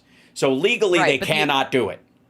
But they can, because the other person that I talk about in that testimony is Maria Doe, who is Maria Farmer, who was just on with Jen Psaki last week on MSNBC talking about what she suffered when she was raped by Donald Trump after she was sex trafficked by Ghislaine Maxwell and Jeffrey Epstein. So she her testimony's different. I agree. Her testimony, it's in that clip that I recorded. It's okay, Katie Johnson and Maria Doe. It's both of them, not just Katie. It's Katie and Maria in the clip I recorded. It's the two of them. All right. So Maria validated that when she went on Jen Psaki. It's still not going to unless the case file number is on it. Right. Going after her, will be impossible for him at this point. Although we'll talk about what he thinks he can get away with and what he's not getting away with currently. But I feel like she can speak because going after her, like if he threatens to sue her the way Dershowitz did, it would blow back on him even worse, especially with all the other cover-ups that are going on, to pace currently. But if the news brings it up without it or starts reading from the transcript specifically, because it was pulled and it never got adjudicated, without her there to confirm it, her testimony, they won't do it. That's why. And there's a difference between the sort of case that Katie's talking about that she brought and what Maria Farmer is saying, because she had her own suit that is with the Epstein estate, I believe, which very well might be allegedly is partly some of the stuff that's coming out about Trump is coming from the Epstein estate, and Maxwell's estate, as a shot across the bow. Like, you better play ball with her or she's going to start releasing stuff. By the way, that Medvedev quote that's going around where he says, the videos of Trump aren't only in the hands of Mossad or something, that's fake. It's a fake clip. That's fake. That's fake. That's not real. This is why this is such a frustrating time to care about the truth. Yeah. Because anybody can mess with AI and make things look worse or better. I don't even fucking know. But what I do know is that the Republican Party is involved in the worst cover-up in political history. I mean, it's so blatantly obvious, and it's so vile. And it's so disgusting that you cannot even bring yourself to say, I am not okay with children being raped. Like, you're are you so compromised? Are you so blackmailed? Like, what is so bad that you can't stand up and say, I cannot support this cover up because I cannot stay silent when it comes to the rape and sex trafficking of children. And over and over again, we have to reiterate, Ghislaine Maxwell, not a victim. An active and willing and joyous, gleeful participant in the dehumanization, the rape and sex trafficking of these little girls. Yeah. And stop calling them underage women. Underage women are children. Underage women is not a phrase. You say girls. They were girls. Yeah. They were 12, 13, 14, 15, 16. And they cannot prostitute themselves. They are victims of a crime. They are not perpetrators of it. So they were not given a job by Jeffrey Epstein. Even if he paid them, they cannot receive money for stuff they cannot consent to with an of-age adult. Like, it's just so fucking gross. It's so gross. He stole her. He stole her. Tell us Right. more about your sex trafficking ring, pedo Trump. He Mm-hmm. can't stop confessing. And as soon as he realized what he said, then he has to go back and try to make a lie about it to cover it up. And Mm-hmm. it's, like, again, you want to be in this cult and you don't want to believe Donald Trump ever did anything wrong. Just look at what he has lied about in the last month. That's Mm-hmm. all. Look at that. You don't want to believe anything else. You don't want to believe his 34 felonies are real. You don't want to believe the Jesus decision Christ. with Ethan Carroll is real. You don't want to believe anything is real. You need to believe that he raped these little girls. What the And he's fuck? disgusting. He's Right. so disgusting. Well, she's got granddaddy issues because she married someone who's older than I am when she was a couple of years younger. Yeah, she's Like, no, seriously, her husband is over 60. And yeah. you know what? You love is love and blah, blah, blah. She has granddaddy issues. There is a reason she's hot for the olds. I don't know what it is. I don't know what anyone's fetish is. We don't yuck of other people's yums. But she just had some surgery where she made the space between her nose and her upper lip longer. It makes her face look weird. I don't know why women do that. Don't do that. Don't fuck with your faces. Don't do that. But it's cuckoo bananas. She's Right. a young blonde with boobs. That's why he likes her. Yeah. That's why he likes It's- Sydney Sweeney. It's that Maybe he can't face, pron- it's he can't that spell her brain, name. it's those lips, Those the way they lips. move. They move like she's a Ew. machine gun. It's so Ew, fucking ew. gross. It's so gross. Ew, And ew, every ew. every time he tries to like every time he tries to like either avoid or solve this issue for himself, he makes it worse. And so do and his the sick and, man. Can I give? Can we do something we don't get to do that often because I feel like people just don't pay attention, and that is give credit to Chuck Schumer and the Democrats because they are leveraging his nominee votes to return billions of dollars of funding to social programs and aid. And if they don't do it, they're just going to sit on the sidelines. The Democrats in Texas have fled the state, so they don't have a quorum, Democrats. so they can't redistrict the place. And again, redistricting blue or red to make more refined districts, while it may lower the number of people you are competing with, like fewer Democrat seats or fewer Republican seats in this particular instance, what it does is it intensifies the activist aspect of both. So it means that the blue zones will get off the fucking rails and stop appealing to, your average person, the independents or regular Democrats or whatever, because they'll take their own, like dog with a bone issues and run for it. And the same thing's happening with red districts. When they do that in Texas, you get these full-blown MAGA assholes getting in there, and they end up painting themselves into a corner as well. And very possibly, this is why they're having to redistrict these things, turning districts purple. They already did this. This already started this process.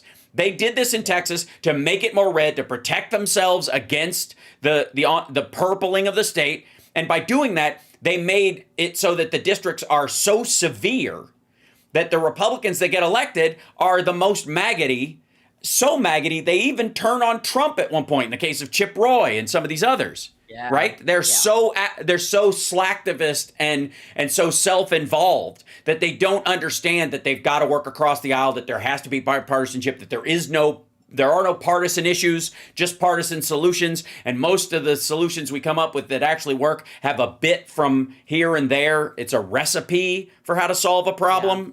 That's what legislation is. It's a recipe. And at some point, by the way, in a recipe, you can go too much salt and you amend it. That's what you're supposed to do because you don't know fully as you're doing it. But they create these like hyper partisan districts. And then they're like, America's never been more divided. Like, motherfucker, you literally sliced. You're the ones It's like Coke lines for these assholes. It's unreal. And, Republicans just can't win fairly. They cannot win without cheating. And tell us more that you can't win without cheating, because look what you're doing. You're trying to redraw maps so you can win.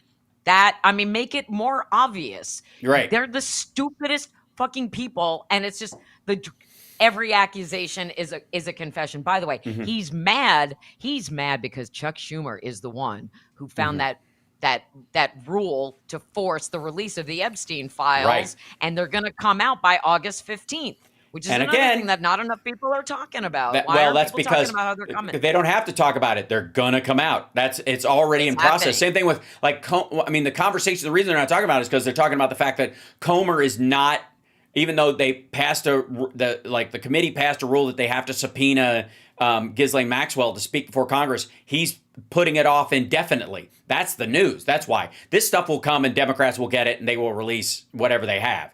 But the key to this is while it goes, Democrats led by crying Chuck Schumer. Again, why the crying thing? I don't know what the hell. Like, he throws that on something. And again, this is just misogyny and anti-child and anti, I don't know, feelings. He's just It's weird. Dumb bully. He's Also- just a dumb bully. Also, he's been crying a lot lately. Let's be honest. He's been having old man estrogen. He has aged 30 years in the last 3.5 weeks. He is not a happy person. He's Our not slow sleeping. walking my nominees, awful. more than 150 of them. They want us to pay originally $2 billion for approval. The Dems are crazy lunatics. Okay, first of all, they don't want the Democrats aren't going to get this $2 billion. No. It was $2 billion back into USAID funding and like school lunch programs. Like that was just the beginning. Not for all 150. They're trying to get the funding back in. He doesn't know. He's talking out of his ass. But he thinks of course he is. that the Democrats are directly extorting $2 billion. Like it'll go to the fucking DNC. Or he knows that's not what it is. And he wants his people to think that, which is entirely possible too. That he wants the maggots that follow him to think that, oh my God, they're extorting him. Like, dude. It's just, it makes me want to take this glass and just like start chewing it, because at the same time he's broadcasting this bullshit, he's taking foreign money to renovate the White House and build a giant ballroom that nobody needs or asks for. The Epstein ballroom. Foreign money, special interest. So it's going to be the Jamal Khashoggi Memorial Ballroom built with blood money. All of it under the floor, nothing but blood, just blood and guts and bones. And there's a bone saw nearby if you want to just dance. It's fucking infuriating. It is so infuriating to watch them continue to do all of this stuff that is un-American, unconstitutional, anti-democracy. They hate our democracy. My podcast partner, Tara Devlin, says this every Tuesday and Thursday on the Tara Show. They hate our democracy. We don't really know why they hate our democracy, but they do. And they want to end this American experiment, but they have no plan to replace it. Their model is, I think, a prisoner camp in Vietnam. I think that's the model, right? They want all of America to be alligator Auschwitz, except for where they live. So and at the same time, he's all over the Epstein files. Nothing he says or does will change that. Nothing any Republican says or does will change that. And my question to you and to the rest of everybody, the Epstein files are coming out. There's nothing Trump can do to stop them. We're going to find out what we're going to find out. And by the way, if one more person says Bill Clinton, if there were shit about Bill Clinton in there and Trump knew, he would have released it already. Right. He would have released it already. And that we know that the FBI, that 1,000 people from the FBI sat down with markers and were blacking out pages anytime Trump's name came up. And then they had that photo op with the MAGA influencers like DC Drano and Libs of TikTok, and they gave them those binders, and the cover said the most transparent administration in history. And then they open it up and it's nothing but blacked out pages. And they're like, hey, wait a minute, where's Bill Clinton? He's not in there because all of those blacked out pages are protecting Donald Trump, you fucking morons. Right. They were in order to black out Bill Clinton's name. That's what They were ordered to black out Donald Trump's name. That's right. They didn't have 1,000 people trying to get Bill Gates' name out. I know. Well, and also, can I add a couple of things? One being is that on the Chuck Schumer thing, I'd like to remind everybody that Chuck Schumer caught all kinds of shit for like 2.5 months about the continuing resolution. And still, to this day, I have not seen anybody offer him an apology for giving him shit about it, when if they hadn't, the government would have been shut down. The Trump administration would have used the fact that no program in the federal government is technically funded at the time, so they legally could get rid of it. You could legally get rid of the Department of Education because its funding ended on this date and it has not been voted on again. And if they they can go, well, sorry, we just dismantled it. Fuck it. Everybody's out. Fire everybody, send them home. Keep government shut down for 10 days while everybody moves their shit out, and then make the government have to pass a law to recreate it. That's what they were going to do. That's what they planned to do. That's what the whole purpose of it was going to do. And Chuck Schumer fucking dog walked them. And everybody was like, you can't just let them vote on, they're going to continue paying for stuff. Like, we're still on Joe Biden's budget. The big bullshit bill added money on top of that.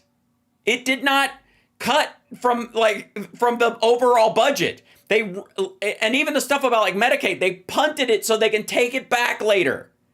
Fucking hell. Well, I want to know what happened. I want to know what happens when the Epstein files are fully released and MAGA hears exactly as they don't want to listen to us. They don't want to hear that he's our sex trafficking rapist pedophile. They want to believe that he's the guy who kicked Epstein out of Mar-a-Lago because whether you want to believe it's over a real estate deal or a girl, either way. I want to know, because these are the people that twist themselves into conspiracy pretzels to avoid all truths about Donald Trump, and they accept any lie about Democrats on its face. The truth comes out about the Epstein files, and you find out exactly what Trump did. What's MAGA's reaction then? What do? They are at a crossroads. Either you accept that he's a pedophile and you keep supporting him, or you accept the fact that he lied to you and you keep going. Which one?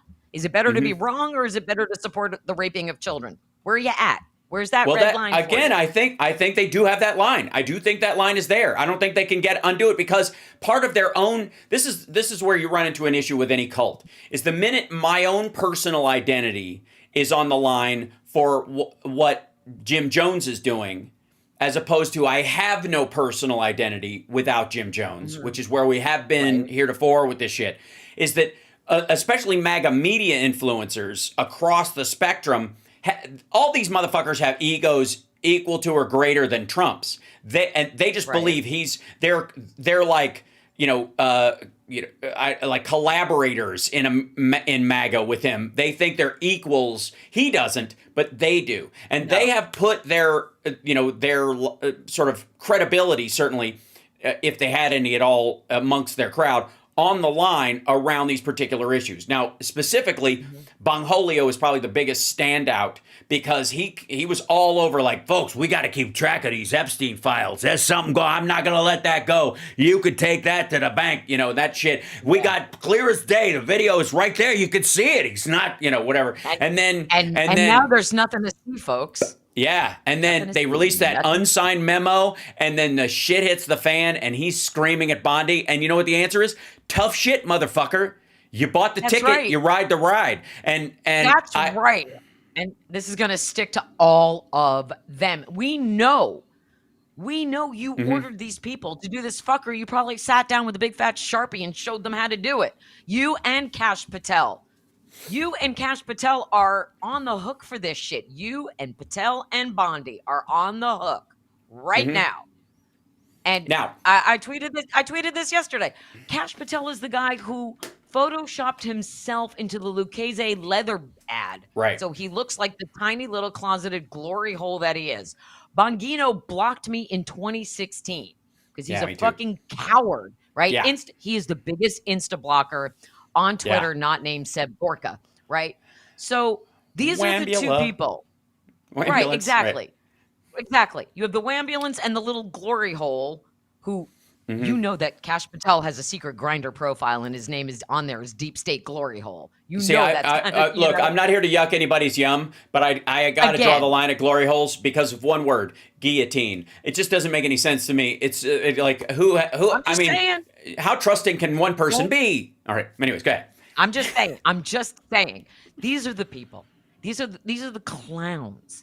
These are the brainless, insipid sycophants who care only about their bank accounts. Yeah. And they're loyal to this guy. And they're all going to go down with him. And here's the thing. They know that.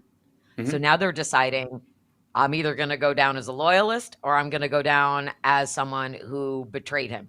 But either way is not good because you've stayed loyal this long. You've stayed loyal into a pedophile scandal. Yeah. You don't have any leverage left. You don't have any leverage left if you're still hanging in now. You have nothing after this. You have no career after this. You have no legitimacy after this. You are done. You're done. You'll live on 8chan for the rest of your life. Like, I don't know where you go after this because you're going to be so egregiously humiliated. Right. Well, like our friend John Fugel saying that, you say it. Yeah. You're the one who says it. He can't be shamed, but he can be embarrassed. Yeah. This is very embarrassing. He can't get past it. But his followers are ashamed of it. Now, I want to bring up something. We hear this all the time. We hear one of the distractions immediately. Hillary Clinton, Russia. Now, I broke down why none of this is going anywhere and why it has just fallen off. If you notice in the last week, like, it's doing what Epstein, what Trump wanted Epstein to do after the writing of that memo. Right. He thought this memo would, and Tulsi Gabbard coming out and wagging her finger on Fox News a couple of times would set this thing and like, oh my God, we're going to round them up and excite. And even the real dyed-in-the-wool, like, power brokers in MAGA media were all looking at this and going, this is just distraction. He's trying to hide. He's definitely guilty. Like, even Andrew Sullivan on his show was like, the minute he brought up, Hillary Clinton, I was like, he's fucking guilty. Like, that's where he went. Yeah, no. Because you can't not. Yeah, for sure. So real quick, one of the things he brings up is Russia, and Russiagate, and they say Russia, and they're all about Russiagate, and Russiagate was a lie, and Russia.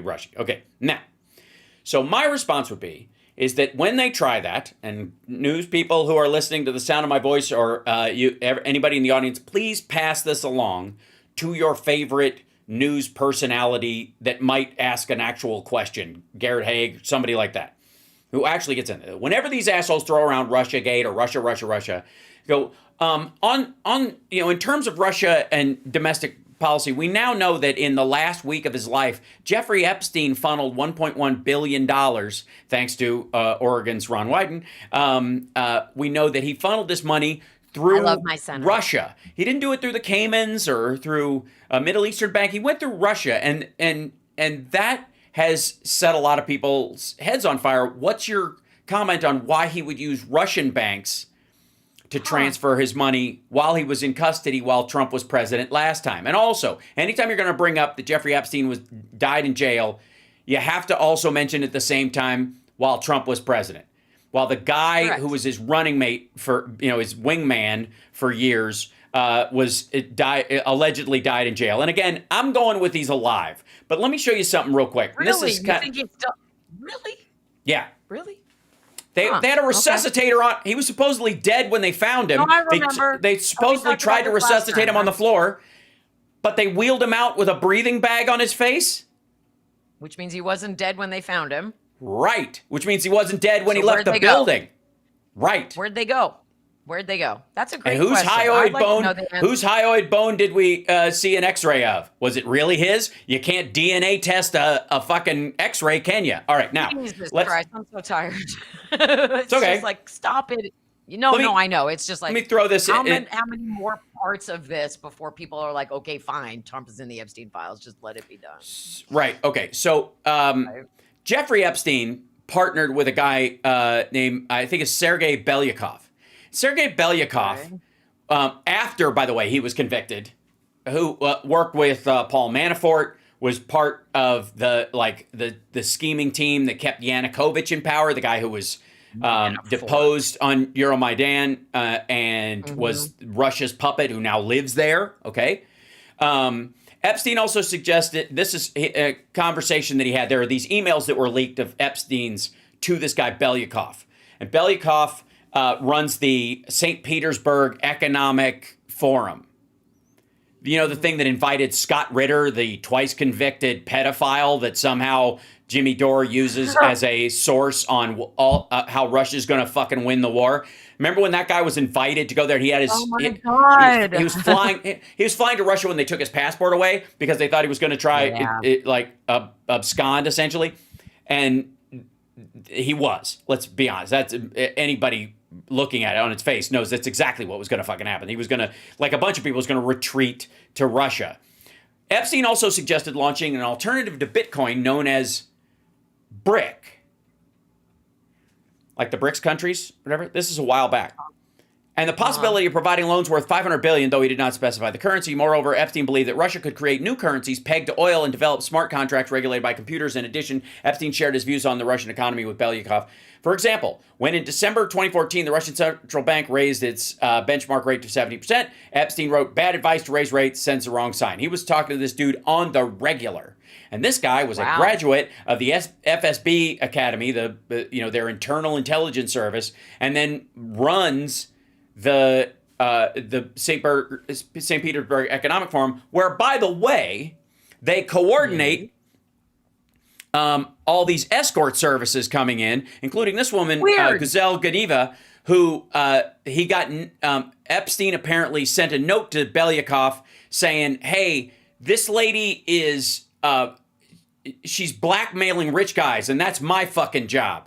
So, oh my God, call it off." And so he goes, Belyakov responded swiftly, sending Epstein a profile of her just days later. The girl arranges this business each summer in the U.S. and other locations. So she flies to the U.S. in the summer and has sex with rich men for money. And she has colleagues that she works with, other girls. She has nobody behind her, allegedly. And this is the lying part. Like, he's the fucking FSB. So if he was, I mean, that basically means he's running her, but whatever. At least those who know her say she has no patronage. So far, she's been engaged in numerous hard stories with no consequences for the other participants. Hard stories are bondage and sadomasochistic video and or photographic evidence of guys liking being pegged and stuff like that. So hard stories are not just a man sleeping with a prostitute and they have video of it. It's gnarly shit. Usually, in this case, it seems to be, since she's of age, it's with her. She engages in that stuff and gets compromised on those guys. Therefore, your information surprises. An effort to contact her has been made, but she has not answered. It looks like business problems that may be reason for blackmailing. Deny of the access to U.S. would be a great threat to her business. So their suggestion is reach out to Trump and have him, or anybody in the State Department, and have him, deny her entry the next time she tries to come in. Okay. Yeah. And so this conversation, so this guy is basically sitting at the right hand of Putin.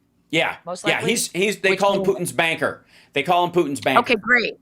So that means Jeffrey Epstein is 1 degree from Vladimir Putin, if nothing else. Right? And that's why he transferred his money through fucking Russia. And the question about, I want Trump to actually go, I don't know anything about that. I want him on the record saying, I don't know anything about that. Because I guarantee he does. Because I guarantee they both talked about tax avoidance. Specifically, when Trump had $1 billion worth of loans forgiven, you got to pay taxes on that shit. That's income. And he found ways around it, and Epstein helped him. Okay, so we know that Donald Trump and Vladimir Putin first connected in 1987, and that's when Putin started grooming him. And I'm guessing that Trump introduced Epstein to Putin. Do we have any knowledge that Epstein might have been connected to Putin prior to the 80s? Well, it could have been prior to his relationship with more than likely, because it was him, it was Les Wexner, it was a bunch of other people, especially big movers and shakers in New York, or at least loudmouths, whether they had the money or not. I mean, the people we don't know about are probably, that's where Trump's talking about the hedge fund guys, because these are the guys who actually have money, unlike Trump. There's a very strong chance he was being triangulated, because Epstein, a lot of people are making this idea that because Maxwell's dad was Israeli and got a hero's funeral in Israel, that makes her automatically Mossad. More than likely, Epstein was an asset for the Russians and was a spoiler in a bunch of other places. Because again, when he was on trial, or it was in between trial and sentencing for his original sex trafficking thing, he could have flown to Israel and stayed there. They have a rule about because of how Jews have been treated in the world, if you're Jewish and you retreat to Israel, you can stay there even if you're accused of a crime someplace else. They don't have extradition with anybody because of Auschwitz. So no matter what. So there are a bunch of like pedophiles in the world like that are Jewish that fled to Israel that live there safely now. Now they're under like 24-hour observation all the time because they're not going to let them move there and start doing it, but they aren't going to ever see the inside of a courtroom for their crimes because they did this. Now Epstein could have done that. Epstein could have stayed and So just you think operated maybe out of there. Jeffrey Epstein is hiding out somewhere on a kibbutz? No, I think Israel said, get the fuck out of here.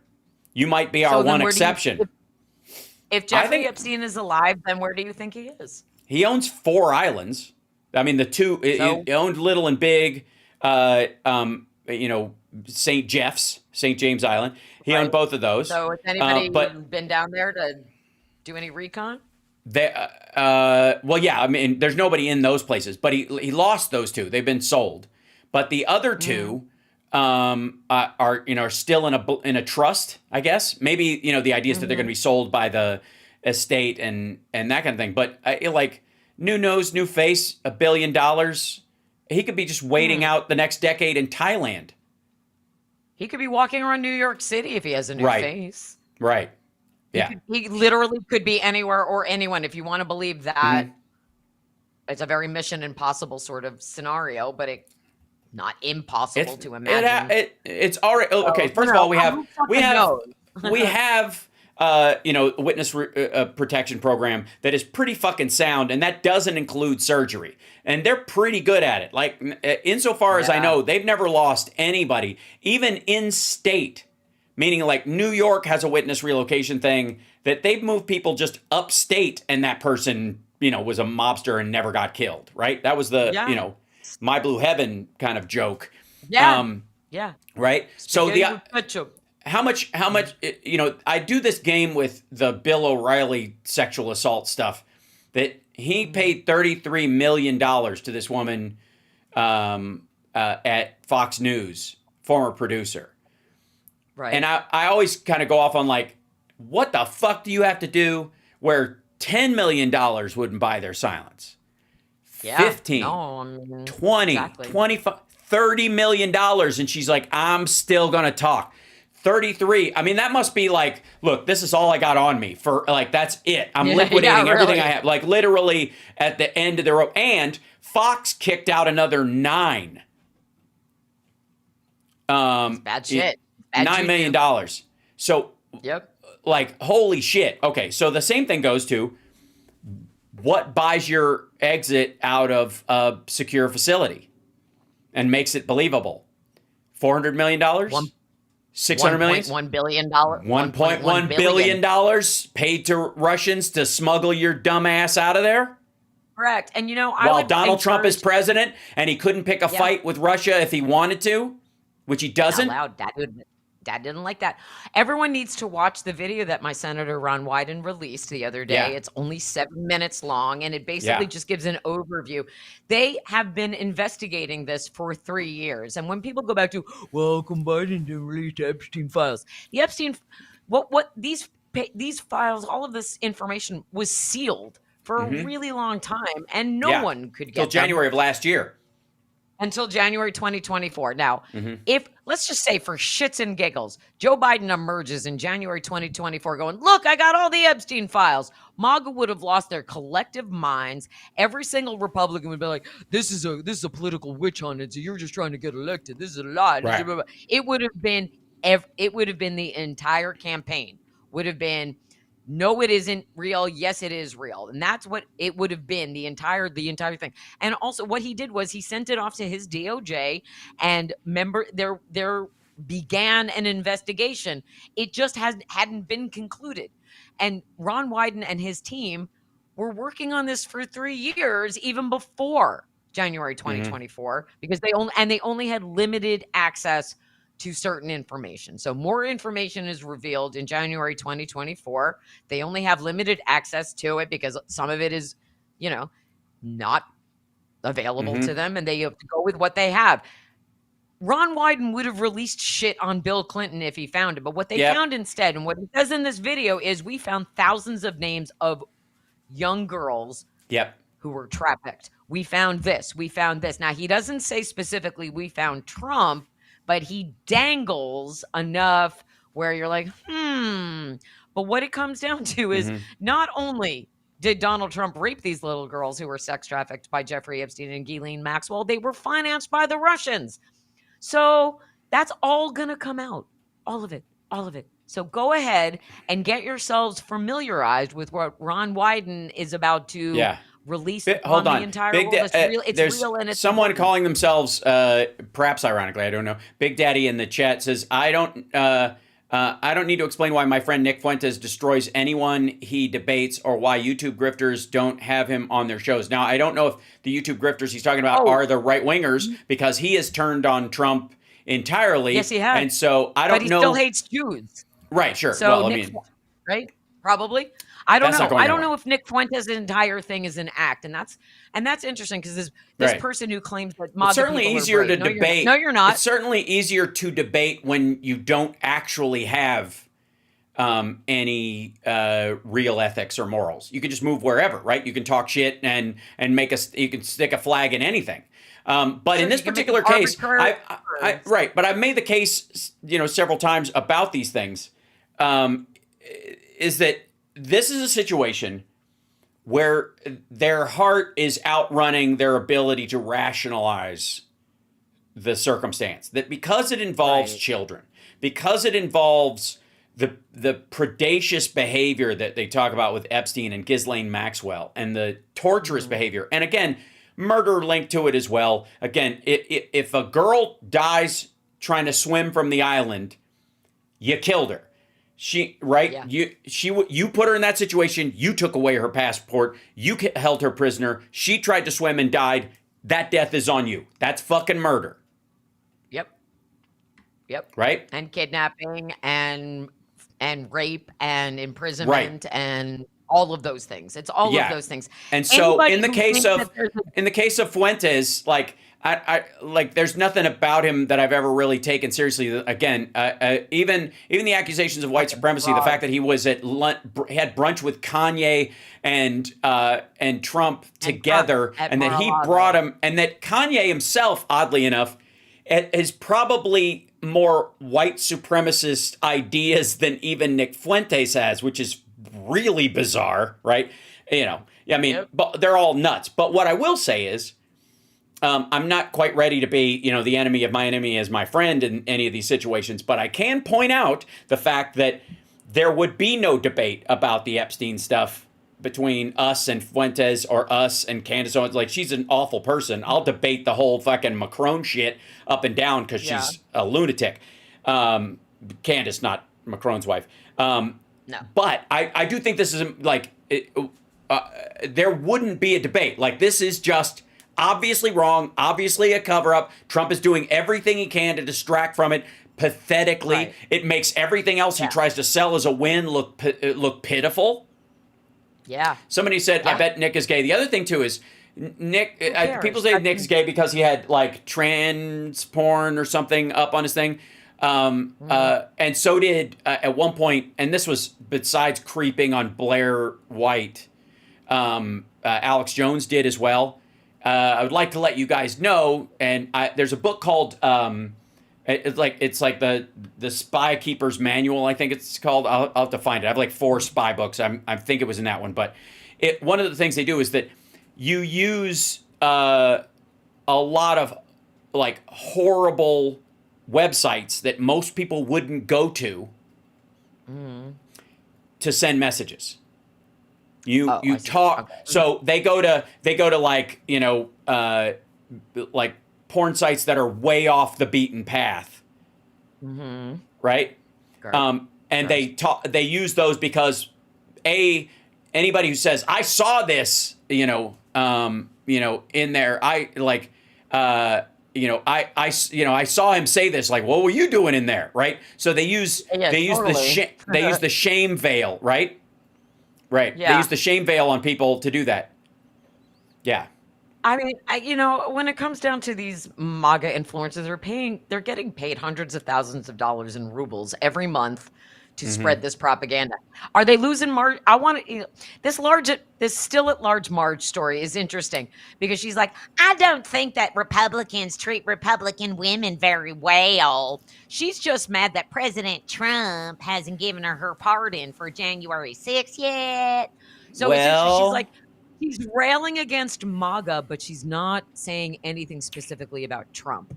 Because I think she's still holding out hope that daddy gonna give her pardon. He's never gonna give you a pardon, Marge. Never.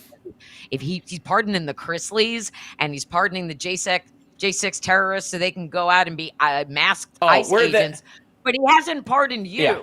We're this close. We're this close. I gotta say, we're this close to him calling out the fact that she didn't pay back her PPP loan. That she used her PPP loan to get elected, right? She sure did.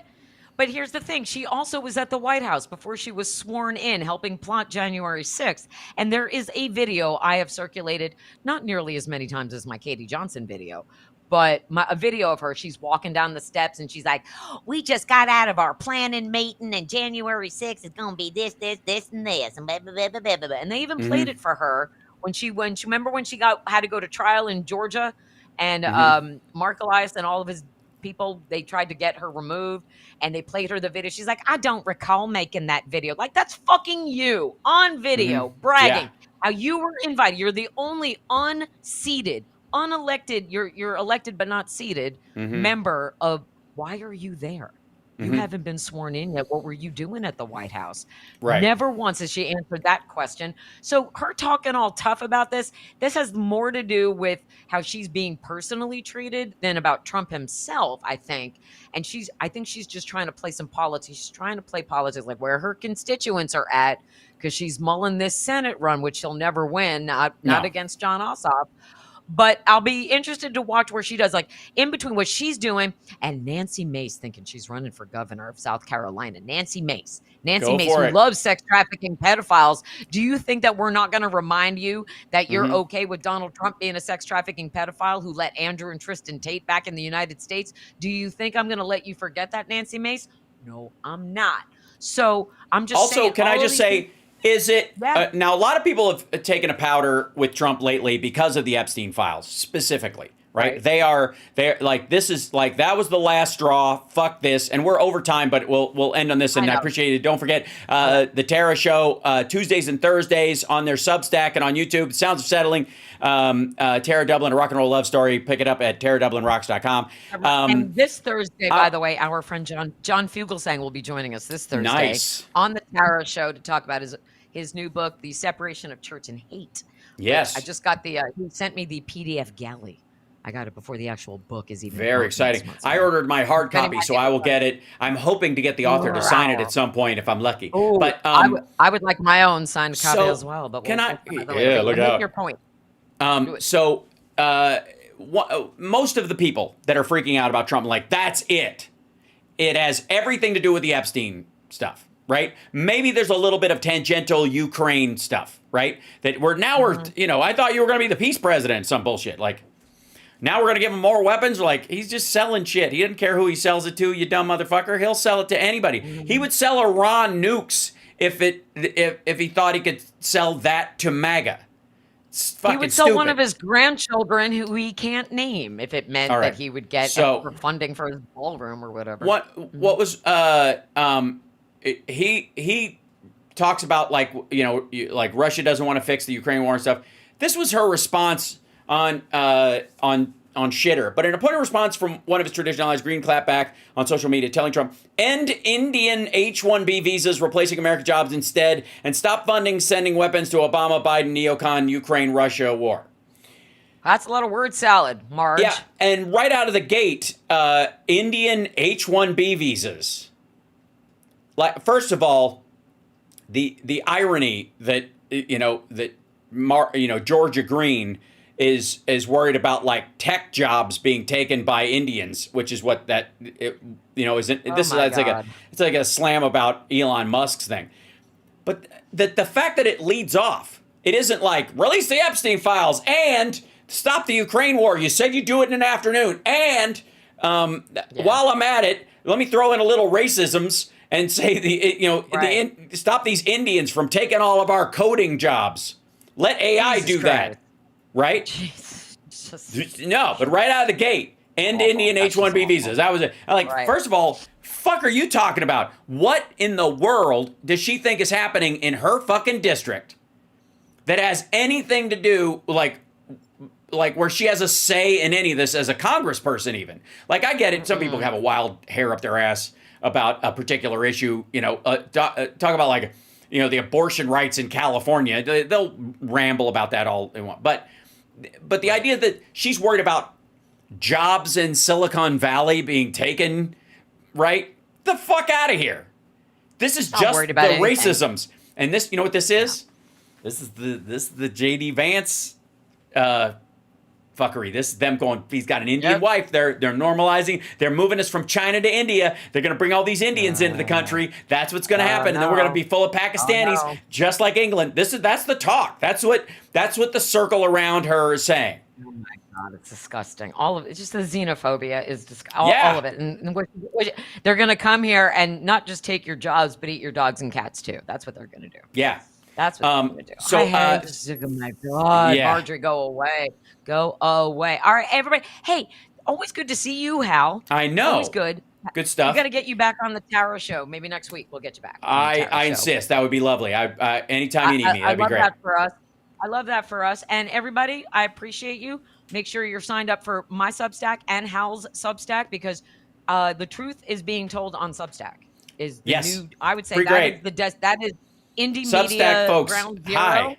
Yes. That's where all the smart kids go. By the way, but there have been an influx of MAGA accounts on Substack because they know that's where we're congregating to do real truth and news. And I've been getting trolled on Substack now and you know that you're doing something right if they find you and they troll you because they are mad about the truth that you're telling. So that's why we never stop telling the truth and why we boost each other. And that is the way, like we talked about newsjacking last week. We need to be newsjacking all the time. When you see somebody on a social media talking about anything but the Epstein files, you newsjack them with one of our stories about the Epstein files. That's how that goes. And sharing indie media matters now more than ever because the truth matters more than ever. And I want everybody to be safe and happy and healthy and support each other. And I love you. And I'll see you tomorrow on the Tarot Show. Awesome. Okay, Love that. And buy my book. Okay, see you later. Bye. Bye. Love you. There she goes, bye, ladies and gentlemen. bye. Bye. Off she goes. And you guys, hello. Thank you guys for being with me this morning on Hal Sparks Mornings Mega Worldwide. It got to be a much more conversational episode, which is what we started it out to be a long time ago, if you'll recall, was that we would get into the broader issues and talk with some depth about it. And I have a real bone to pick with the alleged, what I call the faux-gressives. Progressives who hate progress. And alongside that, I would like to add to that pile people who forget or dismiss progress that has been made.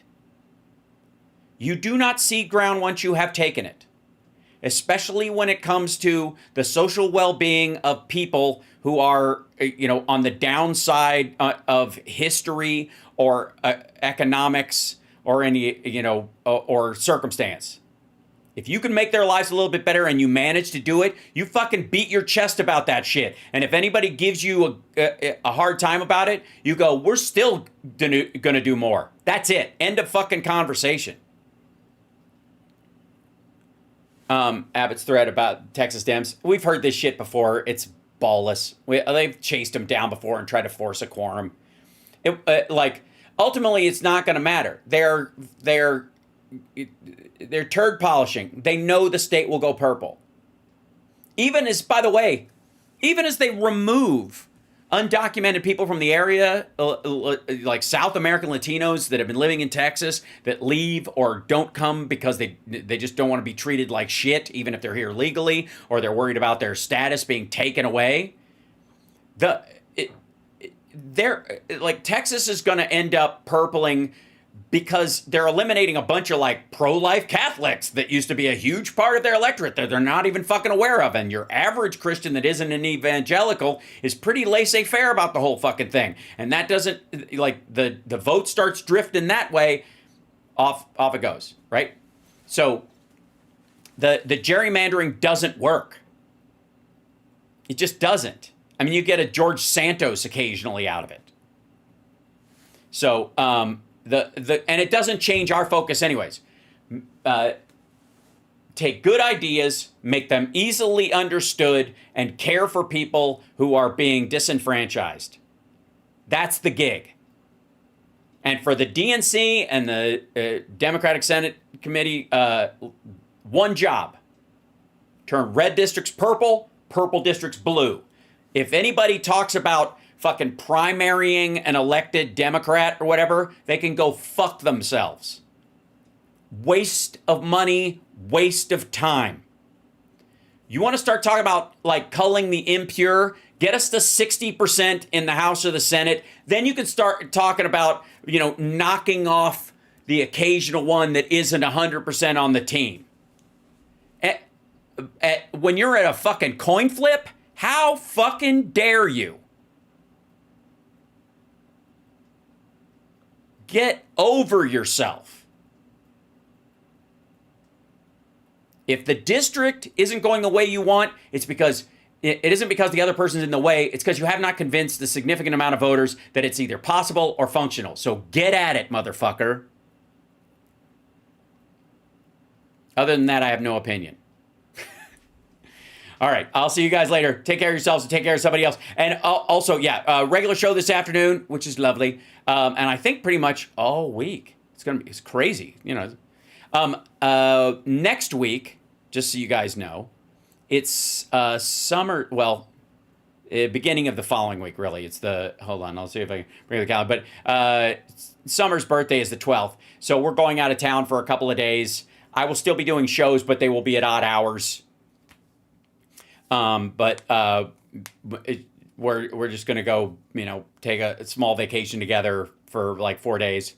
5 days, something like that. But I'll still do shows, but I just won't be here and doing it the regular way. So it'll be a little bit scrappy.